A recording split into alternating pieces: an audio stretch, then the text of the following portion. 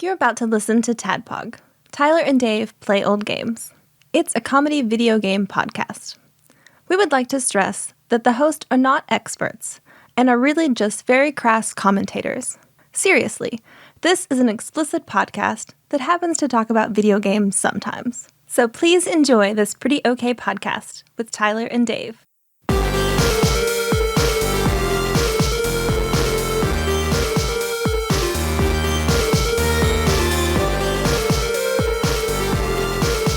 Hello, Internet. Well, Internet. Internet. Welcome. Welcome, TADPOG. Yeah. Nation. Do you remember when Charlotte wrote that in the web? Welcome. Welcome. And the farmer was like really paranoid. Got a broom and wipe that down. What's this fucking spider? No.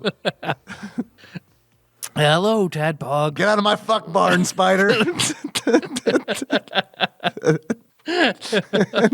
White spatters.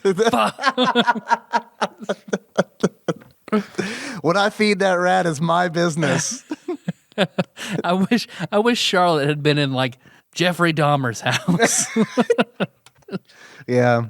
Or Albert Fish's. Yeah, there you go. Come on, Albert Fish is the... Like his little like funny like let's make it Albert Fish a Disney movie and he has a funny little spider companion. Yeah.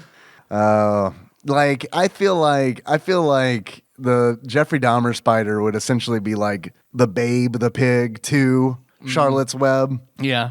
What Wilbur and Charlotte's Web? What was Wilbur. Okay. Yeah. I went on the Mr. Ed thing. The there Babe for a is minute. like hurting the sex zombies. Like, Yeah. Babe 3. Babe Babe 3. Did you know that human flesh tastes a lot like pork? I hear? Question mark. Pig in the City, and he winds up after that in Babe 3 in Jeffrey Dahmer's apartment. Babe 3. Big trouble. Opens the fridge to a human head. Talk to me. Why aren't you saying anything, Mr. Seville? Yeah. That was when Babe realized. I love this scene where Babe falls into a barrel of acid. I can't remember what he had. I think it was acid, right? Yeah. That he dissolved the bodies in. Jeffrey Dahmer, not Babe the pig. Allegedly. Yeah.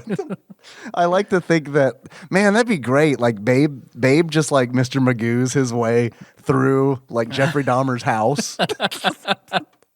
Or just like he's an immortal pig and keeps stumbling around like John Wayne Gacy to Jeffrey Dahmer. Ooh, I like that. Yeah, he walks into one of the KFCs managed by John Wayne Gacy. He goes home with them. Turns out the Son of Sam actually didn't talk to a dog. It was just Babe the pig. Babe splashing black and white paint, so he looked like. Yeah, he got Pepe Le Pew'd and then ran into Son of Sam. I didn't say kill the people. I said give them skills. Skill the people. This is TADPOG. Yep. We talk about Super Nintendo games on this. Sometimes. Yeah, it's a game where 2 to 3 old guys. 2 to 3. 2 to 3 old guys. So Yeah. today, Yes. because whenever our ever dissolving chaotic god, the randomizer, All hail the randomizer. pointed up its lich-like fingers and said, Vegas Stakes. Vegas Stakes. I knew there's not a bigger Vegas head in the Tadpog Nation than across the pond, Ross Rachel Green. Well, before we do a delve into Vegas Stakes, Yes. intro stories? Yeah, I mean, anything? I got like a billion of them because we didn't record last week. Right. So like, I just saved them all up. Okay, or do you want to let Ross go? Ross go first? Nah, he's being real quiet right now. So I mean, he's a very long way away. do you think we owe it to him to go first? Well, no, it'll just take a while for our voices to reach to him. Oh, to right. reach It's got to over go. us. It's got to go. It's got to follow that big cable that sharks bite like, on the bottom it's of the true. ocean floor. Eisenhower drug over to, yeah, it's true. Yeah. What have you been doing? What have you been up to? You know how I said I had a billion stories? They're all bad though. They're all like not very interesting. My dad had brain surgery, which kind of sounds like a joke because That does sound like a joke I would make after talking about, Babe the pig, like convincing the son of Sam to, murder a bunch of people in New York. But like, everyone has a protein deficiency. Well, they should eat krill. David, krill the people. Krill for the people. Yeah, so my dad had brain surgery last week, the same day that your son had brain surgery. They're brain bros. They are brain bros. That's what we call them now. Everything went okay, which is great because I was like super stressed out about it. Because it could have not gone great. I know how stressful it is. Could have not gone great. So fortunately, like everything's cool, but it has been like a major, like a minor stressor, I'll say. Like it's like everything kind of like, it affects, there's the butterfly effect, butterfly flaps its wings inside your dad's brain, and then it like affects a whole bunch of things. You have a bad day at work. Right, yeah, exactly. No, I've totally had some bad days at work. I don't know if they're related or not. But what it has done is it's affected me. It's affected like I'm just more like tired and stuff. And I've been like, because of that, there have been 2 instances this week that I have totally fucked up, like real bad. I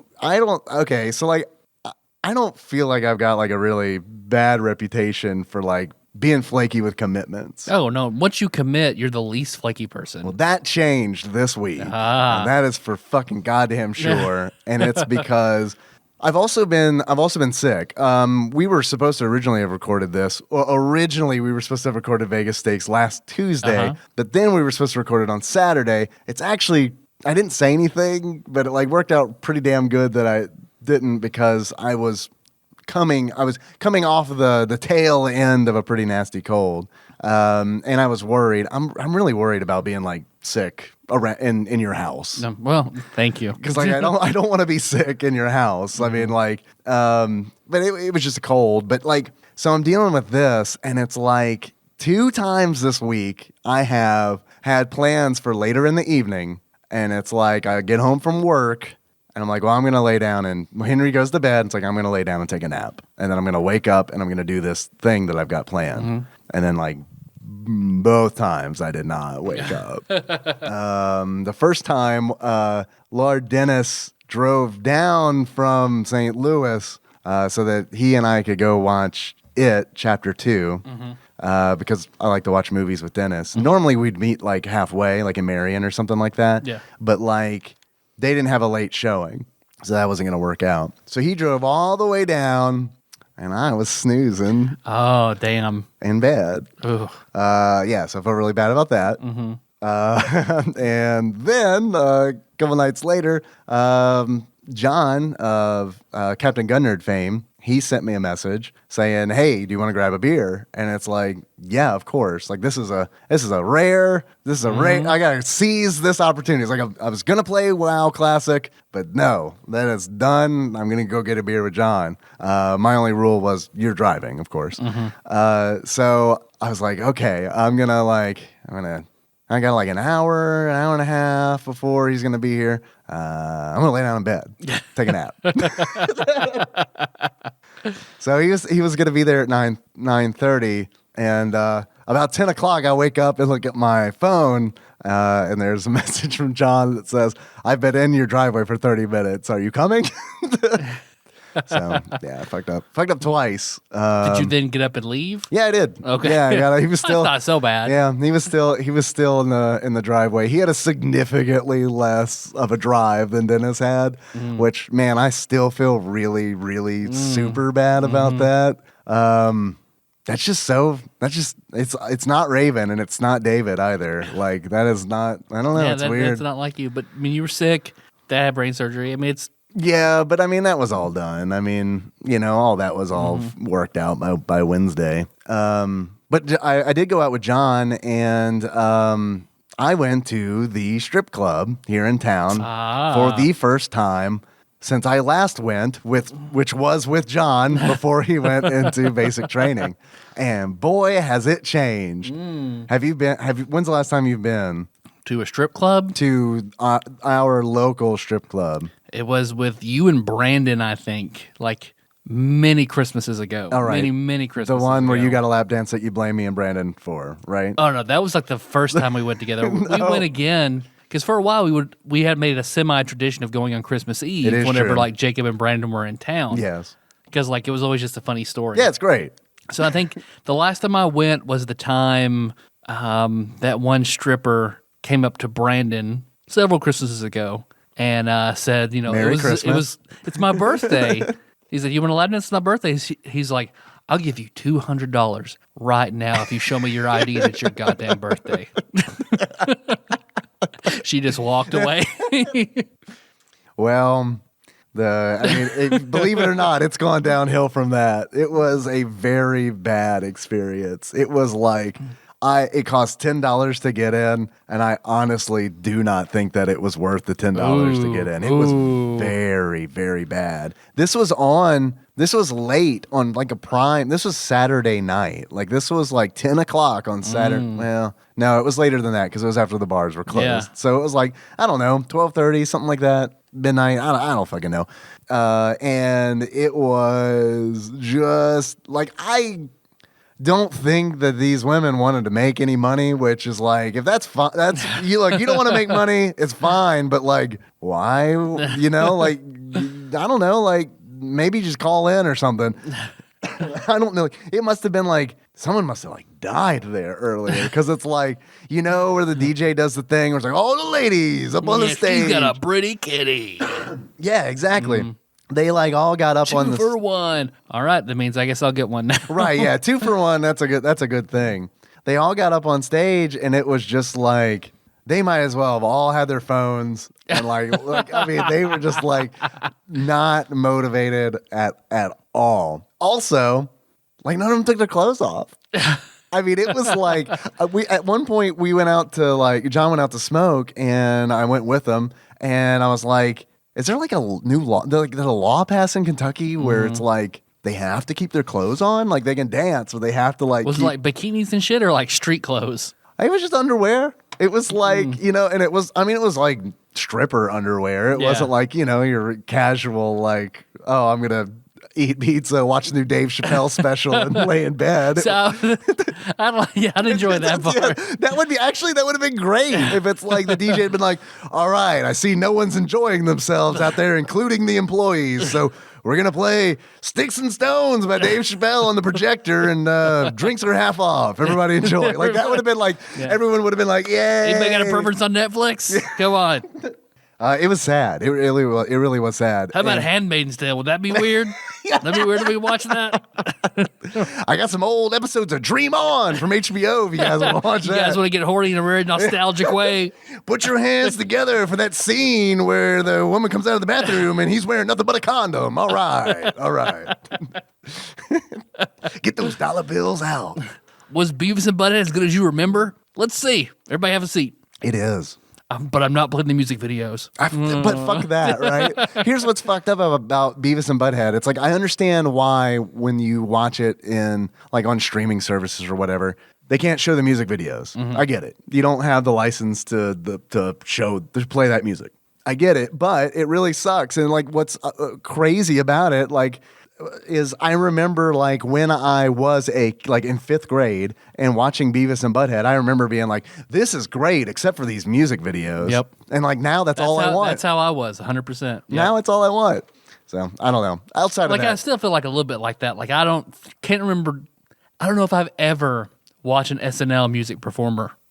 But you want to see always them, after right? the fact, and I want to know who it is. Yeah. And I just fast forward through it every time. Every time. The last one I think I remember watching was when Sinead O'Connor tore up the picture of the Pope. Yeah. She should have eaten it. I think that would have been better. And then Babe runs across the stage. All things point back to Babe.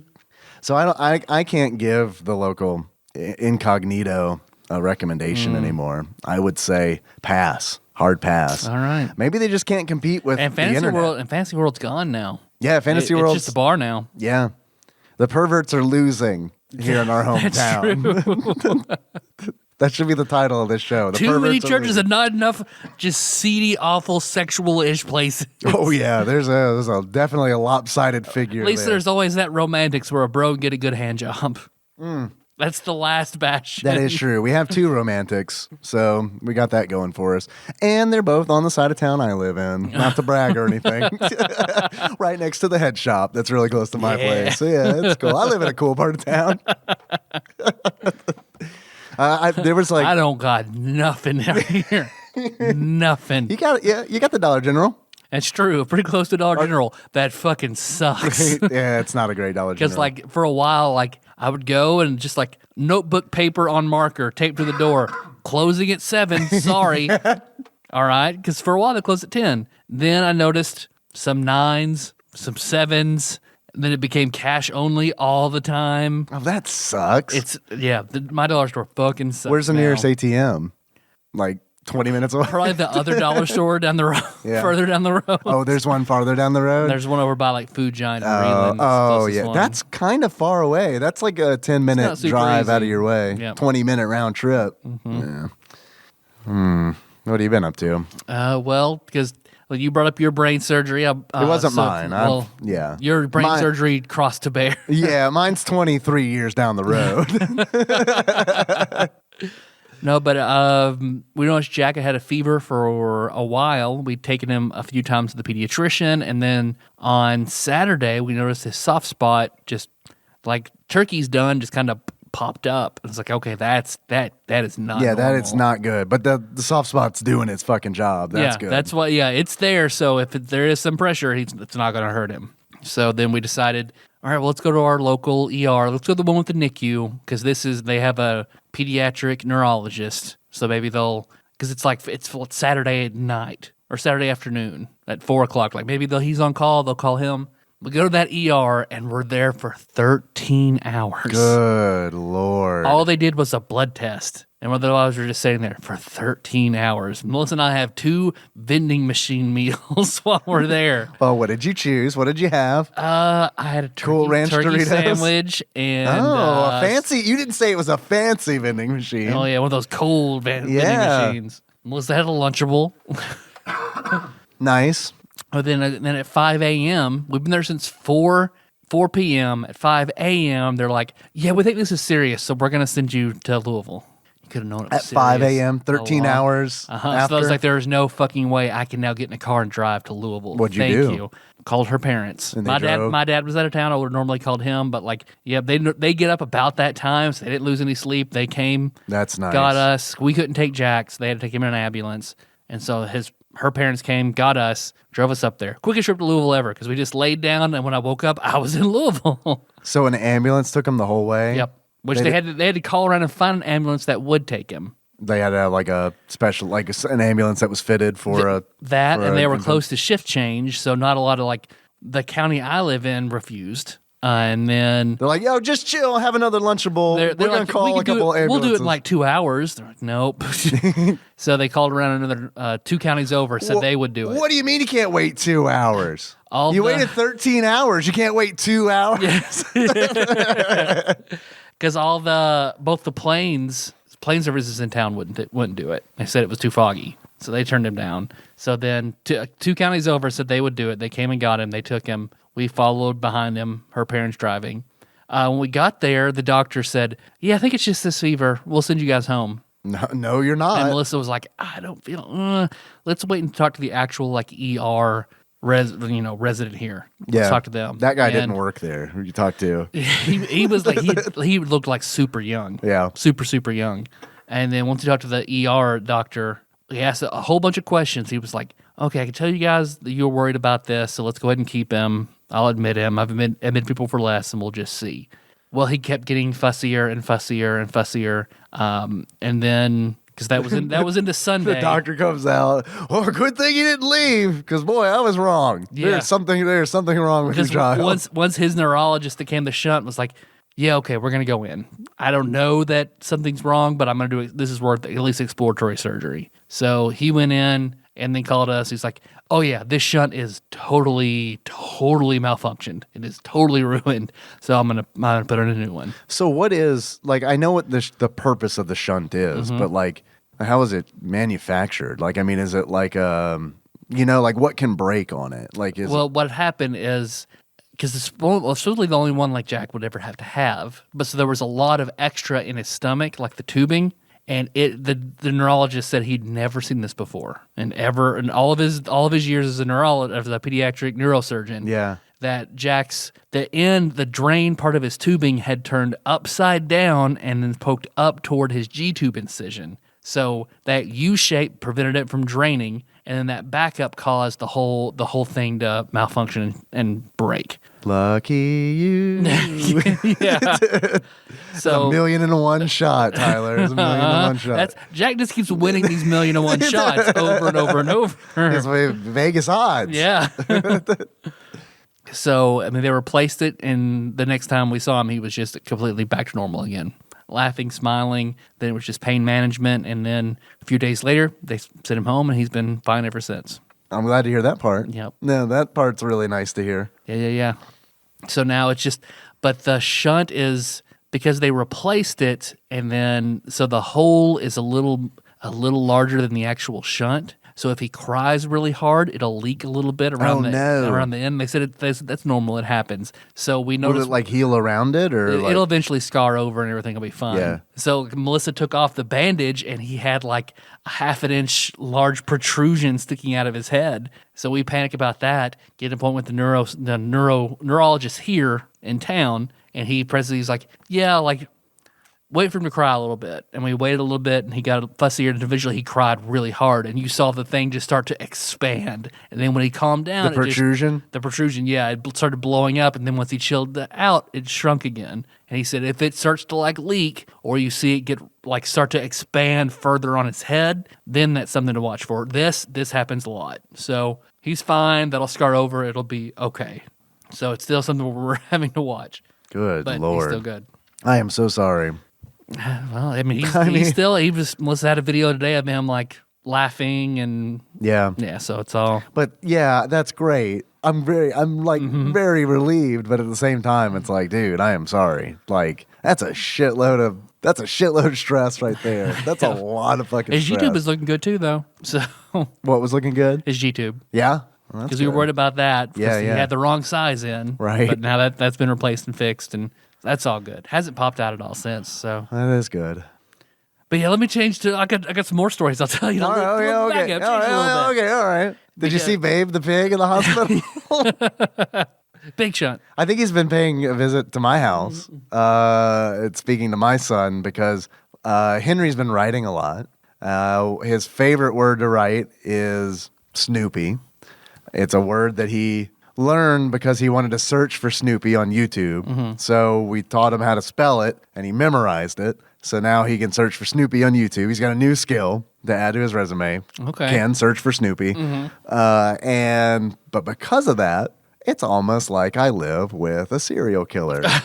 Because he also so my mom typically would watch Henry while Nikki and I are at work. But because of my dad's surgery, obviously she was in Nashville with him while the procedure was going on. And then now he's like in recovery. So it's like we don't want her to have to split her attention, between dad and Henry. So we've been sending Henry to preschool every day and daycare every day. Normally he'd just do preschool, but we've been doing daycare. And because of that, dude, I don't think we're going to go back. I think we're going to keep him in daycare / preschool every day full time because after that first week, he likes to come home now and he just writes. He just writes letters and he just sounds out.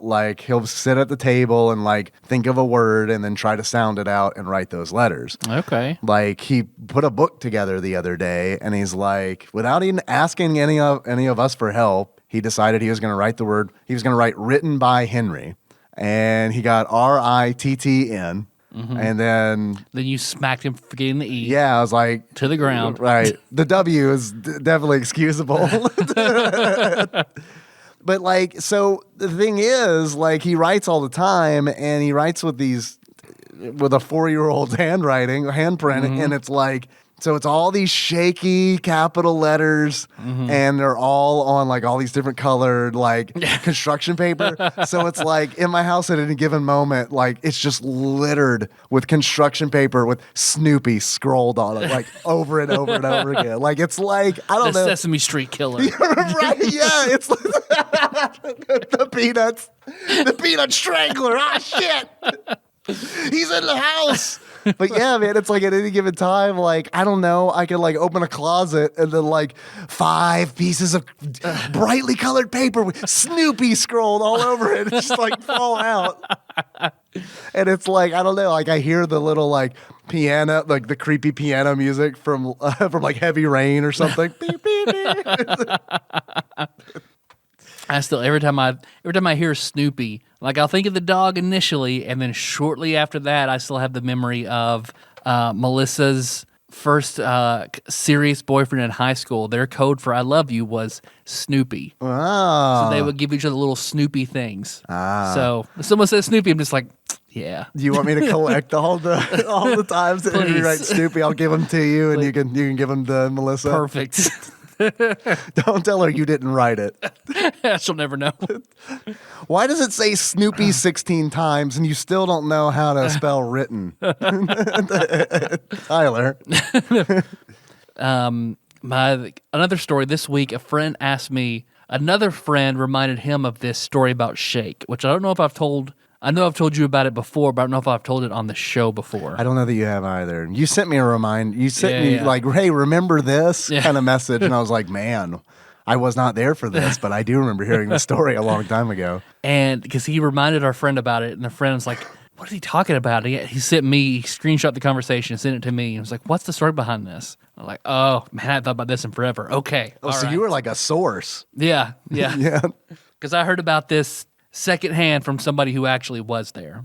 So, friend of the show, hasn't been on in a while, but Ashley Shake, he frequents the TADPOG Nation more and more. Yeah. He was a big fraternity guy in college, and there was like this inner fraternity sorority show. This is to my memory, because again, I'm this secondhand, and they had like this hypnotist. Already a bad idea. Yeah. All right, already it's a bad idea. Like 2 sentences in, when you say fraternity sorority thing and then hypnotizing. Yeah. I've seen enough porn. Like I know like what half of the audience is thinking. Because they pulled people on stage and like had them all line up and want to hypnotize them and have them say and act certain ways and whatnot. And it gets to like Shake. Shake is one of the last ones there. Yeah. And like he hypnotizes them and Shake's head goes down. And he's telling Shake, to do some things. I feel like he asked him to balk like a chicken or something like that. And Shake just stood there, like didn't do anything. Till eventually the guy was like, well, why don't you tell us something interesting about yourself? And Shake just like his head rises in like this hypnotic state. He grabs like the crook of his elbow with one arm. And just like into the microphone, just right up in the microphone. And then very loud, lifts up his other arm into the sky, held down. My dick is as big as my arm. And like, I thought that was funny because I've heard like that Shake has an enormous dick. So I remember I heard the story, then I asked him about it. He doesn't get embarrassed about much shit at all, but he did not appreciate me even bringing it up to him. So he's going to love hearing this on the show. If he ever does, I will apologize to him for what I'm doing, but I'm pretty sure he will never get to this point. I don't know. I think you. But I've also told a bunch of people that his dick is enormous, so I think he'll be okay with it. Yeah. I hope so. I don't know if Tadpog Nation is going to keep your secret safe. You sent me another reminder that I'm super interested about. I think it was entitled "Most Recent Sex Story." Most recent sex story. So Tell me about that. This afternoon. Oops, all intro stories. It's Vegas Stakes. Well, there's not a lot to talk about, so it's all right. Yeah, there isn't a whole lot. So, like my pills hit me very early. Melissa and I didn't get to have sex last night. So before I left work today, I messaged her. I was like, when I get home, I'm going to fuck you. And she's like, oh, okay. All right. So when I get home, she's been taking care of Jack all day. She puts Jack to bed, closes the door in his room, we both strip, but we don't have a ton of time. You're going to be here in like 30 minutes. So I'm going to be here? You're going to be at my house in 30 minutes. Oh, was this today? Yeah. Oh, okay. Yeah. All right. So we strip off, and we're fucking as loud as we can be without waking Jack up. So, like, what's the what kind of, is he a heavy sleeper? What's the volume like? And the volume is probably a little bit louder than we're talking right now. Okay. That's pretty good. And, but in the middle of it, suddenly Melissa just fucking panics. And I'm just like, I don't know what to do. She just, oh my God. And I'm just like, I pull out like immediately, like I'm soft, like, is she dying? Did she have an aneurysm? What just happened? She's like, the baby monitor. So we have a sound and video monitor that she had on Jack in the bedroom, which our bed is just like, it's half on his swing and half on the bed. And it's on our kitchen table. Oh, yeah. So there's video of us fucking loudly Who was home? on that baby monitor. Choco Chica and RC AJ are home. All right. But I know they've just gotten home from school. Yeah. They immediately like grab a snack, go to their rooms. That's it. Yeah, I saw both of those girls when I came in, and they didn't seem like emotionally scarred. So I have a feeling they didn't like, see that. As soon as she says that, like I go to the door, peek open, like look around, like no one's here, nothing's disturbed because we cleaned. Like if they came here to get a No one's snack, disturbed. there would be like a trail. Like so, unplug the monitor, and she's like, "Shit, what can we?" You think they saw? I was like, "Oh, I'm pretty sure they didn't. I think they would say something." Did you knock on the door? Knock on the door, or yeah. And once they came, good, okay, cool. Once they came out, they were totally fine. Like if they had seen something, they would have. Because when I talked about it, like, well, at least I have my intro story. She's like, no, you can't. With that high school coach that just got like in trouble, like. I worry that we could get in trouble for. I was like, I think the baby monitor thing is something a lot of parents have faced. Plus, they didn't see anything, so I think I'm okay to tell the story. Yeah, don't worry. You didn't accidentally send the footage to your high school cheerleading team that you coach. Right. We were talking about that beforehand. Like, Yep. That's a weird one for me because it's like a lot of people are. I don't know the guy. Like, I don't know that coach, but like a lot of people like that coach, and they are defending him and. I don't know him, so like as an outsider, I guess he must be a good coach because if he was a shitty coach, they'd be like, "Get him out of here. Let's get a better coach in here." That is true. Yeah, maybe you think it does. You think it's correlated to his coaching abilities? Absolutely, it is. Those cheerleaders are going to see plenty of dicks. It's fine. It's nothing. I don't know, man. I think that's a hard. I don't think I want you coaching my kids, sir. I just got a message from Melissa saying, Please don't tell the story about us. I cleared it right before I walked out of the house. Does Dave want dumplings? No, thank you, though. That's very, very nice. Because Melissa's making chicken dumplings as we were leaving to come out here. Yeah. You can tell her it's because I don't she didn't feel very confident in her dumpling making abilities, so that's why I don't want it. Maybe if she had been more confident, then I'd say yeah. Nah, just kidding. I'm going to get chicken nuggets on the way home. That's kind of my thing.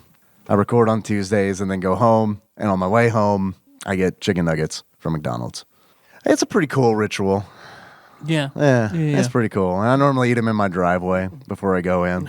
Yeah, pretty neat. I get the spicy mustard, dip them in there. Yeah, there you go. All right. Yeah, it's good. Right. It's a good time. I like that signature sauce. The signature sauce. I'm not familiar with the signature sauce. That's my favorite chicken nugget sauce. What is it? I didn't even know this existed. I don't know. Is it a secret? It's like a spicy Big Mac sauce, sort of. Is it made for chicken nuggets or is it made for something else? Made for chicken nuggets. Really? Mm-hmm. All right. Maybe I need to get the signature sauce. Maybe I'll try that tonight. I won't. We get like one. Get like that. Just get one. Like one. Just like a bite. All right. Man, I don't know who's at McDonald's. I don't know who's in charge of their sauces, but like they need to put me in charge because they're fucking doing it wrong. Mm-hmm. I can't go through a full order of chicken nuggets and like not open the second sauce. So first of all, they give you two sauces, and it's like two sauces is too much, but one sauce is not enough. Not enough. Like I can go through. So like in a 9-piece or 10, is it 9 or 10? I don't even know. Anyway, in an order of chicken nuggets, I can get through like 75% of it, and it's like, oh, my first sauce packet is done, and I got to open that other one, and it's like, well, I'm only going to have like 6 dips, and then I've got this fucking open packet that I got to deal with. What's up with that? I think the only place that does it even sort of right is Chick-fil-A. Yeah, they have for ketchup. They have I thought you very meant nice like ketchup on like a political like. Oh yeah, they really aren't, man. You know who does it Goddamn, right? man, they're the only ones doing it right, you know? Yeah, peanut oil and don't like gays. That's Chick-fil-A. Peanut oil and bigotry. Yeah. Something makes the chicken good. Yeah. Well, I mean, they're doing something right because it is very good. It's very delicious. Pickle brine. Pickle brine? That's what they're doing. Is that the secret? That's a secret. What are they like?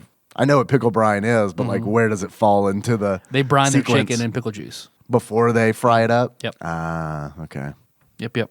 Well, now we know. Now we know. We can make our own Chick-fil-A. It still won't be as good, but we can do it. Let's open a restaurant called Chick-fil-A, but gay people are allowed to work here. Gay filet. Perfect. Yeah, that's perfect. Maybe or is that a little too like gay filet? No. Like it's like No, we're not gonna fillet gay people. Chick-fil gay. Oh, all right. Okay. I like the question mark at the end of it. Chick-fil gay. Absolutely has to go into the logo. And our advertising campaign is just like, instead of the cows, it's just straight guys. So it's like the same billboards and everything, but it's just like straight guys holding up signs that say "Eat more chicken." See if the chicken tastes different. You won't know if they're gay or not. Smart. See which chicken tastes better, straight or gay chicken. That's the fucking Pepsi challenge. I like that shit. A blind taste test. I do. I like that idea. Well, Ross, it's your turn. Yeah. Hey, Ross, you've been awfully quiet. Do you have surely you haven't had like any like kind of medical issues or anything that, you'd like. Or do you want any dumplings? Yeah. Lumplings? I don't know. Some dumplings? You want. How do you feel about our Chick-fil-A idea? Hello, Ross? So I come from a lumpy family. We always getting just strange lumps in places. They've never been cancerous, touch wood. So, it's just one of those things where you sort of find a lump, go to the doctor, he says, no, it's just another lump. And that's it. They're not, nothing's ever too fucking noticeable. So, never really worried that much about it. Apart from one. So way back when, I must have been sort of about 15, 16, and I found a lump in my testicles. Oh. Obviously, fucking terrifying at this stage, because all you ever hear is, testicle lumps, that's cancer. So, I was suitably worried about it, but I did what most people would do in my situation, which was try and forget about it and hope that it just goes away. Regular checking, and it was still sort of there. And I was starting to get worried. So I did the one thing that, I thought was best at the time, but quickly decided was a terrible idea, which was talk to my mother about it. So I told her, and she was also suitably worried. So to the doctors we went. And he Probably did what I expected the doctor to do, which was, say, just pop down your trousers and sit on the bed there. So that's exactly what I did. I sat there, sort of cock and balls out in a doctor's office, and he had a good old fondle, and he said, "No, nothing to worry about. It's just a cyst." So he explained to me that when children are born, or certainly when boys are born, I don't know many women with testicles. Their testicles sort of live in a sack of fluid to keep them safe or warm or both. It was a long time ago. And as you get older and your balls get bigger, the sack of fluid doesn't expand. It just sort of shrinks and closes, and the fluid gets absorbed and it goes away. Anyway, it sounds like it's quite common for the fluid sac to sort of get a bit of a kink in it and just create like a fluid-filled cyst. Nothing to worry about. He said it's fine. It'll probably go away on its own. It's still there, so it's not. He said we can operate to have it removed if I felt self-conscious about it, and personally, I don't give a fuck. So there it remained. Anyway, thought no more about it. Fast forward a couple of months, and I get home, and my mum says to me, on a popular sort of national television show, they had a phone-in. And this is when I started to fucking sweat. And the phone-in was about sort of sensitive medical or health issues with your children that you wanted to discuss with a doctor live on air in front of millions of people. Yeah. So what does she do? Fucking rings up. Yeah. And she says, "Oh, the nice doctor lady on the television said that it's always worth getting a second opinion for issues such as this." I agree with that doctor. And I said, "Great, that's fine. What else does she say?" And this is the line that I fucking loved. She said, "I taped it. Perhaps you'd like to listen to it." So at one point, there existed a videotape of my mother talking about my bollocks to millions of people all over the country, which was fucking great. Anyway, I decide that, maybe she's right. Maybe I should go and get a second opinion. Sure. So off we go to the doctors again. We get a referral to the hospital. Get to the hospital. Bear in mind, this is sort of 15, 16-year-old me. In walks female doctor. First time a woman's ever fiddled with my cock and balls. Fiddled is probably not the right word. She was a fucking medical professional. First female doctor in the UK. So she's having a good old feel, and she's like, she corroborates. Yes, it is just a cyst. Nothing to worry about. It'll go away on its own, or it'll stay. But now I'm all horny. We could operate and have it removed if you feel self-conscious, blah, blah, blah, blah, blah. So I say, what would operating entail? And she's like, oh, we'll just make a small incision and sort of tie it off and have it, remove it, and on we go. And the reason it is still there is because she said, any operation sort of around the testicular area where we have to, bulldoze our way into your bollocks could leave you sort of sterile. Oh, so sweet. I thought, you know what, maybe I'll be fucking stupid enough to want children. This did happen. Maybe I'd like to, like to do that. So I just left it, and it has remained ever since. And that is my super fun opening story about my bollocks. Thanks, Ross. I'm Thank so you, glad Ross. that you're here with us today. I hope that you have the procedure now that you have a child, and you do like Nikki and I did, where you have one child and then you have your cyst child. So, there's always that. Well, Ross, don't say anything. Just think about it. But I have sent you a picture of my balls post surgery. Yeah. So I think you should send me a picture of your balls I don't like where this with that podcast cyst is. kind of poking out pre-surgery. Yeah. But you've also been thinking about having a vasectomy. So have your vasectomy, and while you're in there getting sterilized anyway, you may as well Get have that cyst out. Knock it out. Get that Or- son of a bitch popped out. Have the cyst removed, roll the dice. You might not have to get the vasectomy. Yeah, that's How about that? That's a good gambling thing to do, just like you would do in the game we're talking about, Vegas Stakes. Vegas Stakes for the Super Nintendo. What are the Vegas odds on whether or not having a cyst removed from your testicle will leave you sterile? Probably not good enough. What are the odds you think of that whole Chick-fil-A stuff we said being taken out of context and us hearing about it the next day? No, that will never happen. Never. You want to talk about Vegas Stakes? Let's talk about fucking Vegas Let's Stakes. fucking do this shit. Tyler, do you hear that? I do. What is? It sounded like just the most eloquent British person I've ever heard talking about bollocks. British Babe. British Babe the pig. Fuck yeah. Ross Rachel Green can be our British babe. Well, I already consider him our British Babe. That's right. Of course, the British pig, known as Babe, a.k.a.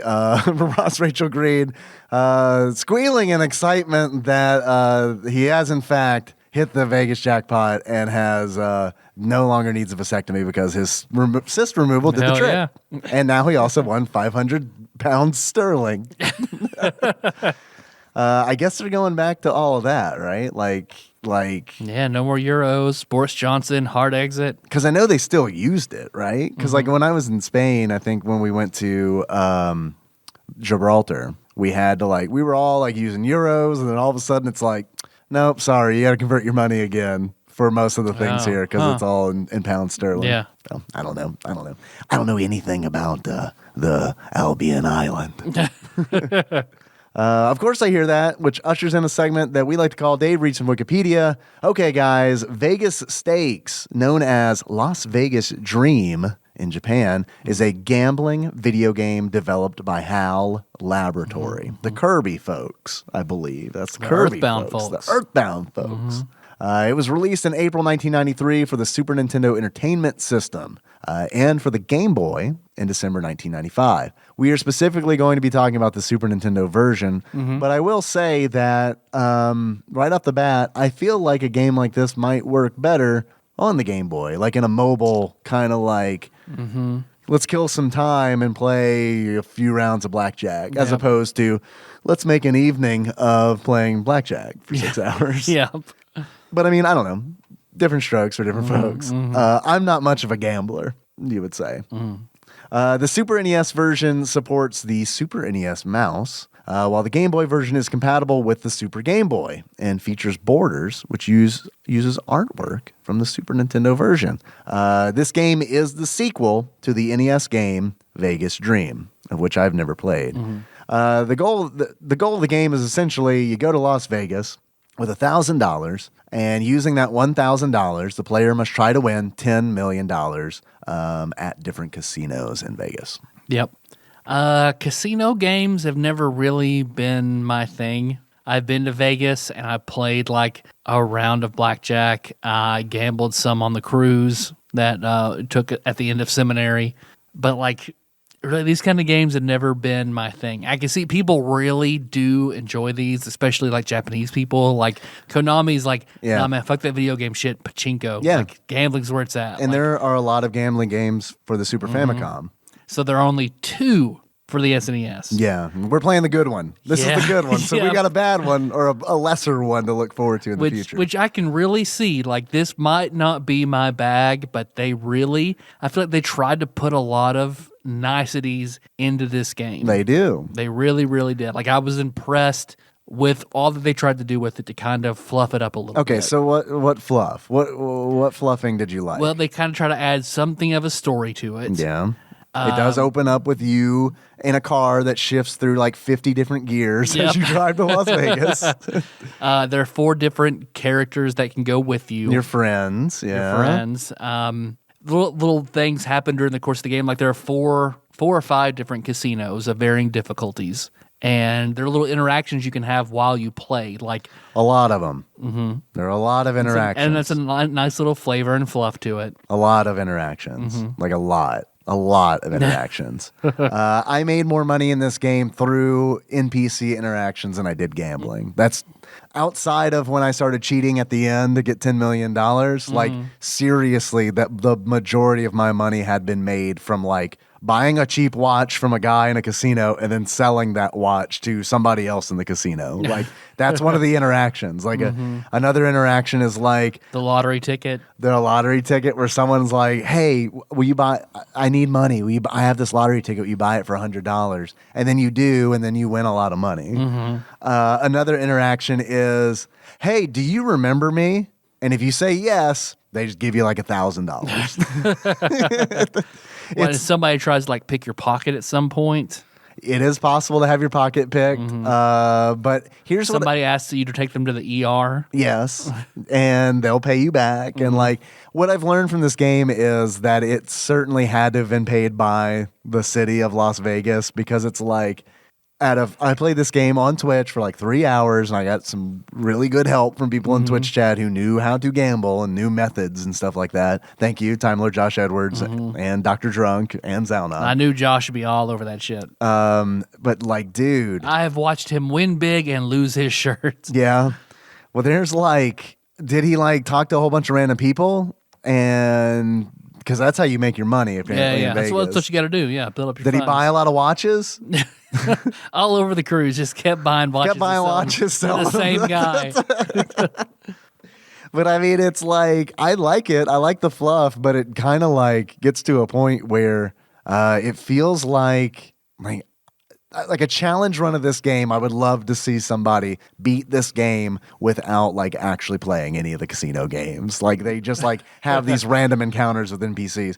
And it's like, the reason I think that the city of Las Vegas like paid HAL is because it's like, Everyone's nice. And it's like, out of everybody, like out of the whole 3 hours I played, I had, I don't know, dude. My guess would be maybe 20 random encounters. 19 of them, if I just trusted them, I made a lot of money. One time I lost like... That's how it is in Vegas. Yeah, that's Vegas, baby. That's how it works. You go, you walk around, you pick up the trading cards with naked women on it, and then you like buy a watch for $100. Someone offers to give you $500 for it. Someone asks if you remember them. They're like, yeah, and they give you $1,000. It's Vegas. See your brotherly love, Vegas. Yeah. I remember, definitely. Yeah, I remember that movie with Tom Hanks in it. Yeah, absolutely.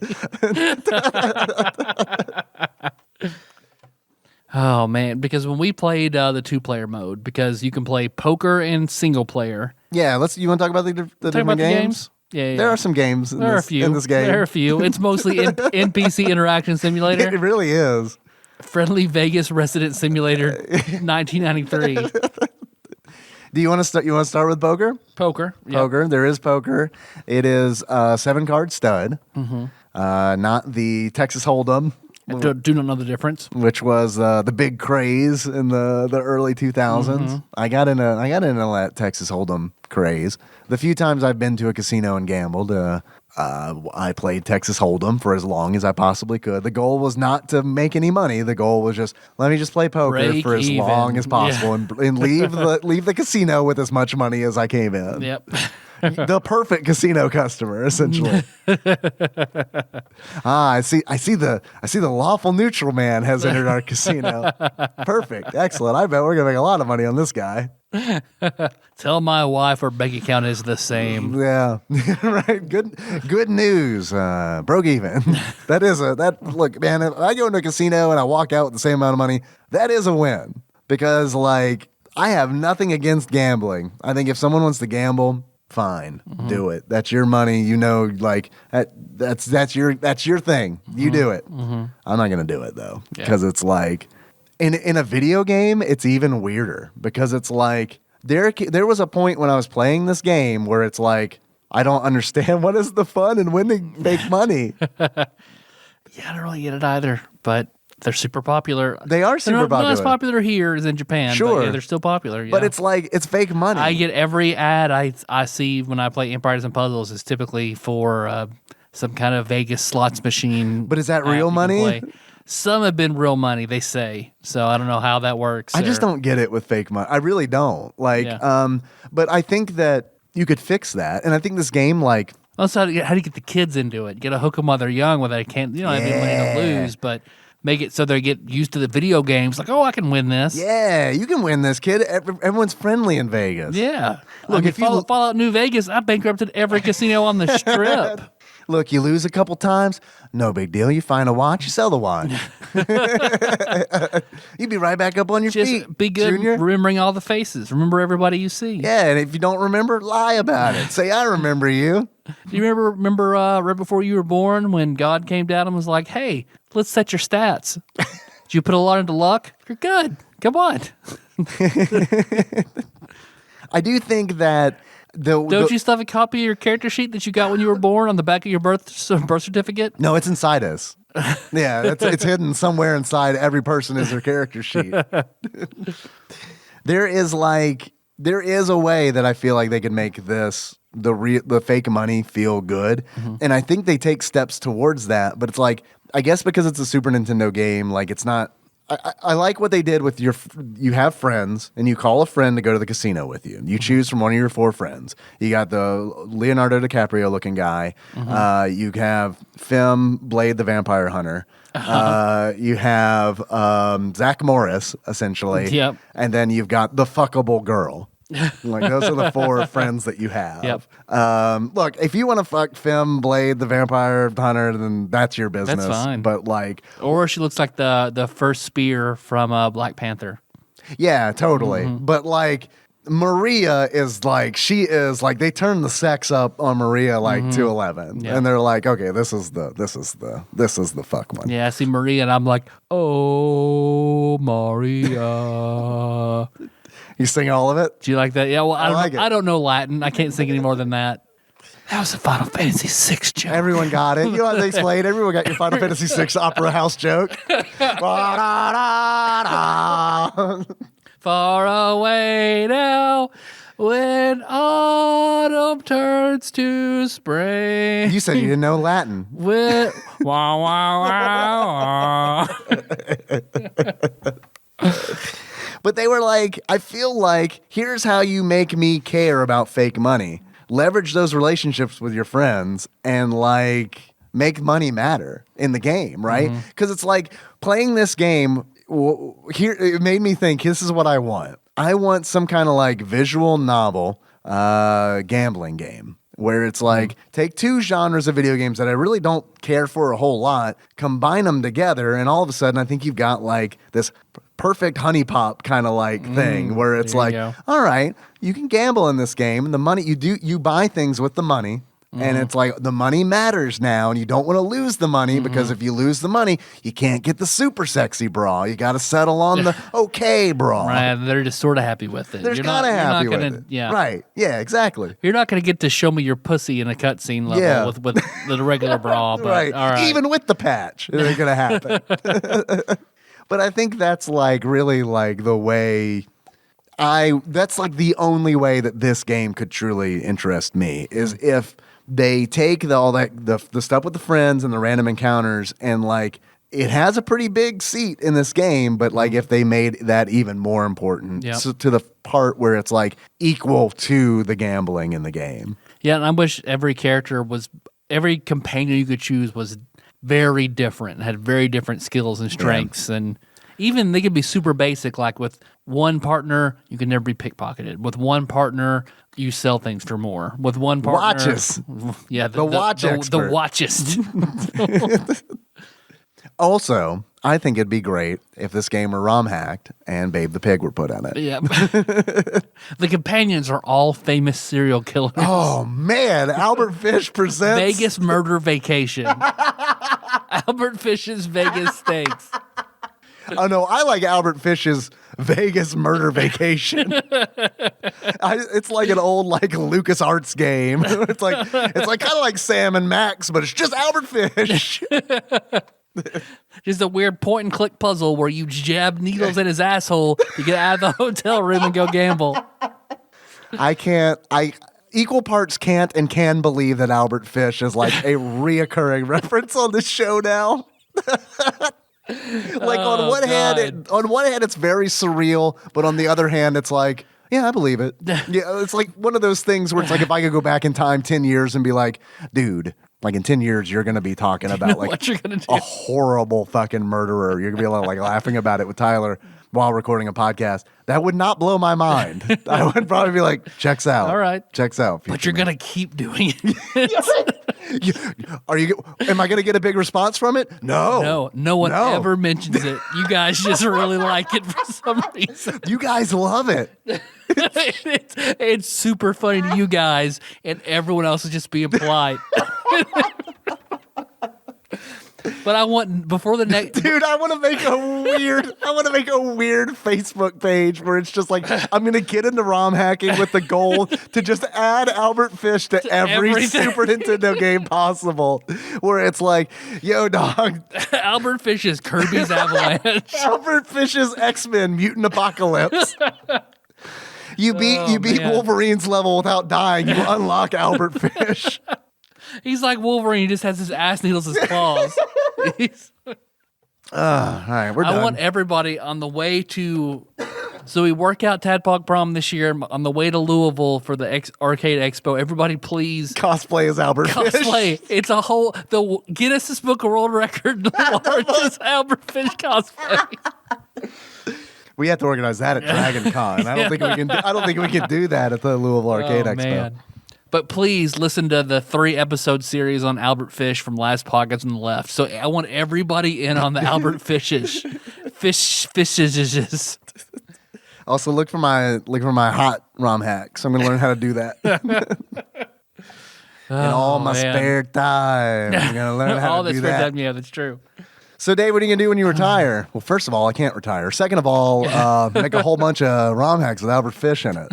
Sound pretty good? I figure he'll be all the rage around 2060. So Sound pretty sweet? Who wants to fuck? Albert Fish's Tiny Toon Adventures. The train level is actually, it's not a train. The train has been replaced by Albert Fish, a giant Albert Fish lying down. you're just going into it fast. All right, Vegas Stakes. Vegas Stakes. Poker. You were talking about poker. Poker, which you can it's in only here. do single player. Which is a bummer because I feel like that would be the most fun to play multiplayer.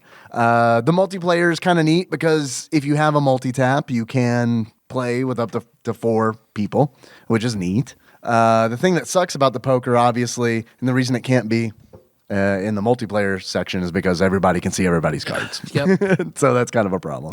And there'd be a countdown, 3, 2, 1, close your eyes. Players 1, 2, and 3, close your eyes while player 4 looks at his cards. Well, I think we're leaving Ross out. Ross, do you have any commentary on Vegas Stakes? Any part of it? I don't know. I don't see Ross.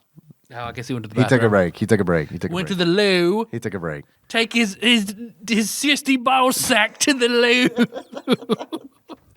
They don't call it a ball sack. I really do love Ross. So They don't call it a ball sack. It's a bollock satchel, I believe. a bollock satchel. A 3-stone bollock satchel. The poker's interesting because I didn't know this until I'm drinking rum and pineapple juice. If no one can tell, we can all tell. All the poker players have tells. because I said satchel with 6 S's. Yeah, the fucking goddamn lot of S's. Are you done talking about Vegas Stakes? No, never. We can make this go on forever. I'm I fine know with we it. can.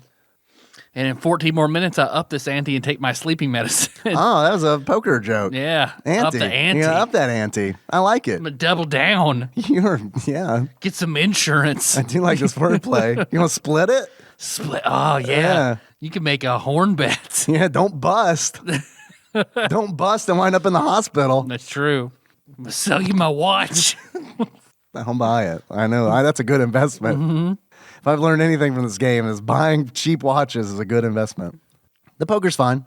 It's fine. Yeah. The poker's fine. Everyone has, all the players have different tells, which is cool. There's blackjack. It's pretty much We blackjack. played blackjack for a while. It's blackjack. Yeah, that was fun. There is roulette, and that's pretty much roulette. Roulette's, which is another game I don't really get. Confusing ass game. Yep. A very confusing game. Seems the odds are so wild on roulette. Like, That is actually the safest game to play in the casino if you are willing to get in trouble at the casino. Dr. Drunk, I think it was, in Twitch chat, turned me on to a frowned upon practice in roulette, which is to bet money on red or black, choose your color. If you win, bet that same amount of money on the same color. If you lose, double your last bet, and keep doubling it until you win, and you'll make money that way. And it worked. It worked in Vegas Stakes for sure. well, hell yeah. Okay. The only thing you're limited by is your bankroll and the maximum bet that you can place at the table.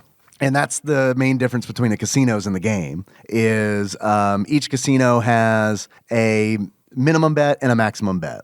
And the tougher the casino is, the higher the maximum bet is, and the higher the minimum bet is. And then once you get $100,000, you become a high roller. You get high roller status, and a 5th casino opens up where there are no maximums. So you can really play roulette there because you don't have to worry about hitting that ceiling and that technique not working. Because what's that movie where they keep talking about the high roller? I do not know. The high roller's coming in. That Zack Snyder movie, the girl who could dance and hypnotize people. They're all in like a asylum. Oh, Sucker Punch. Sucker Punch. Sucker Punch. Yeah. Like, that's what I think of when everybody says high roller. I just think, oh, John Hamm lobotomizing people. Did you see Sucker Punch? I did. I went to the theater and saw Sucker Punch and was just beautiful movie.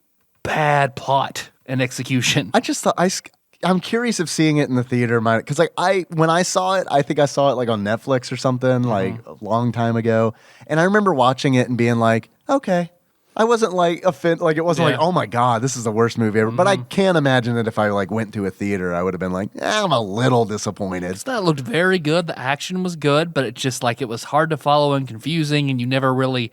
Every time like the main character, Baby, whenever she dances, people fall under her spell, but you never actually see her dance besides making two very weird steps right beforehand, and then you're in a weird combat scene. Yeah, it's true. So. I'm gonna make a Sucker Punch SNES game, and then I'm gonna release an Albert Fish patch. Albert Fish's Sucker Punch, where he systematically murders and eats all the main characters in that.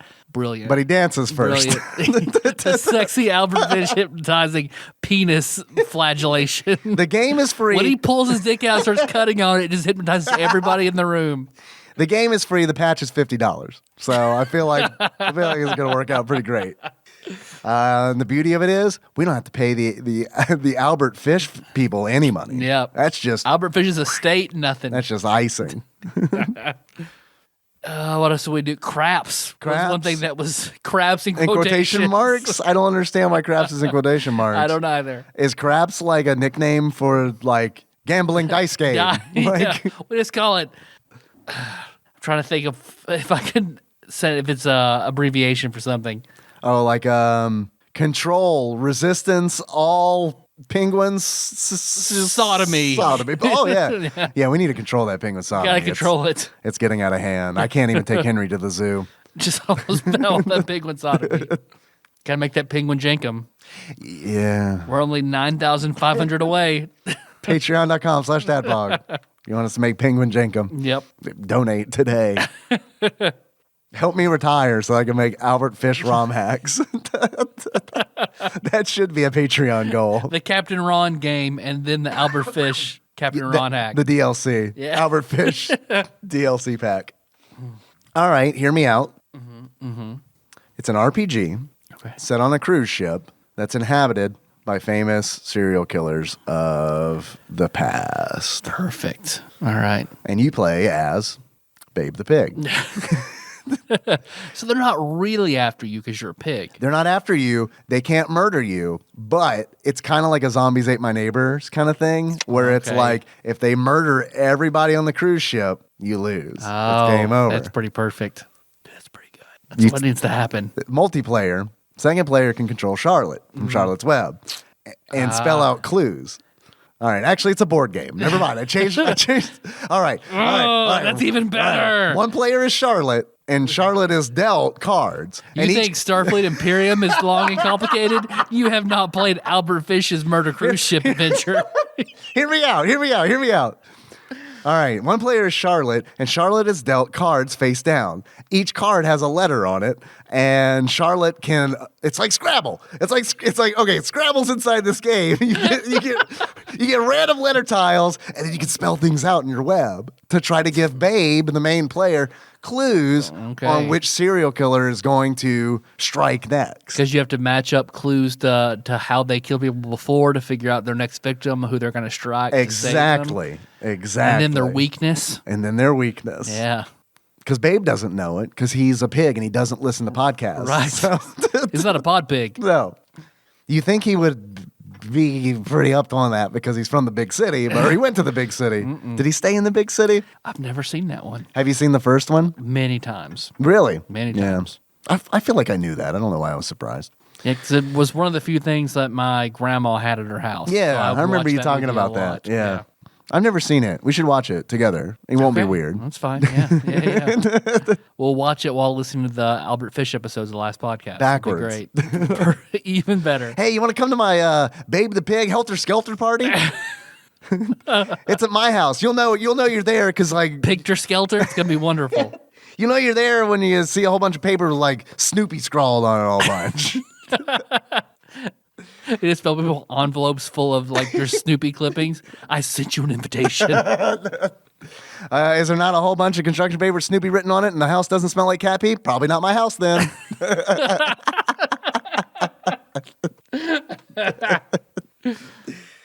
Your house does not smell like cat pee. No, it does right now for sure. Well, the cat room, but not your house. No, Berlioz has gone rogue, man. Oh, that's rough. Yeah, he's decided that he likes to pee at the front door now. Yeah, fuck. which really sucks. Yeah. Ugh. So I'm like every day I have to clean the front. It's because he doesn't get any attention anymore. Okay. And it's like ever since Clementine came, like he lives in fear. So it's like I don't know. I think it's an attention thing. Yeah. Yeah. I can see that. So I'm taking the steps now where it's like when Nikki and I go to bed, or when I decide I'm gonna take a nap and never wake up, I let Berlioz. I'm a Snow White for a while. Yeah, it's See cool. ya. It's all good. I'll let Berlioz come in there with us, and then he'll just like snuggle up in bed, and it's like that's he's in what you bliss. wanted, yeah. Yep, and he doesn't pee in our room. It's just like he'll pee like at the door, where it's like you won't let me in. I'm gonna pee at this door. Yeah. So anyway, we're dealing with that. It's fun. You don't have to deal with cat pee in Vegas Stakes, though. That's true. Escape your real world problems in a fake Las Vegas. What other games are there? I guess that's it. I think that's it. That's it. And then you win $10 million. Yes, you win $10 million, which is easy to do if you save state at the Laurel Palace, which I think is the name of the last casino you unlock. Because I was able to make, once I got there, I was able to make like 2 bets of everything to get to that $10 million mark. Damn. And when you do it, when you reach that $10 million mark, your friend who you took with you, mine was my very fuckable friend Maria. It's just a coincidence that I brought her. It's totally platonic. You were playing Prince Ross. I get it. Okay. Yeah. There is like, she asks you, she's like, oh my God, you won like $10 million. What do you want to do? And then you get to type in what you want to do. I typed in, fuck Dracula. And then the credits roll and it says, congratulations. And then at the very end, it says, you fuck Dracula. Exclamation mark. Perfect. It's pretty much the best ending Resurrect of Albert Fish. You resurrect Albert Fish, and it's like a code. And it's like, if you put that in, you unlock a different mode. Hell Casino. It goes just red. Yeah. The 666th casino unlocks. Now all of a sudden it's a roguelike. See how long you can play in this casino until you're murdered by Albert Fish. In this casino, everything It's 20 murders you. graphics like Cuphead. Yeah. It's like a very cartoony 1920s. Albert Fish. I do like that. I hope in the Cuphead DLC there are copious amounts of references to Albert Fish. Like he's a character. He's like a fish man. Sequel to Cuphead, Needle Dick, starring Albert Fish. Do you want to talk about the casinos at all? Sure. There is the Hideaway, which is the cheap casino. The lowest. Yeah, that's not a high stake casino. And the random encounters change based on what casino you're in. You kind of run into like just regular people at the Hideaway. There's the Oh, and just to interrupt you, just thinking Sure, about yeah. National Lampoon's Vegas Vacation. I've never seen it. I've heard it's bad. I remember seeing it once over at my aunt's house, and they have to go to a shitty casino to try and win some money back because they've lost everything. Of course, it's a classic Las Vegas storyline. Yeah. So they go to the shitty casino where they have games like Old Maid and Go Fish. And then whenever they started playing War for money, I was like, oh, I know that one. I love playing War, the worst card game there is. War is pretty bad. It's right up there with 52 card pickup. Yep. War is definitely a card game that you play with a child that you desperately need to occupy. Yep. You don't need to occupy the child. Let me rephrase that. You need to occupy their time. I'm not Albert Fish over here. I don't occupy children. Anymore. Then there is the Golden Paradise Casino, which is like the default one that you start out at. It is very much also, you just kind of run into like regular people. That's where you run into the people who are like, hey, I twisted my ankle. Can you take me to the ER? And you can be like, fuck no. Or yes. And usually it works out if you say yes. Yep. There is a character in this game because all these random encounters and all your friends have portraits, like UN Squadron style kind of, but they're not like anime style. They're like more realistically portrayed. And dude, I wish this was like a video podcast for just a second so I could share with you Johnny. I think his name is Johnny.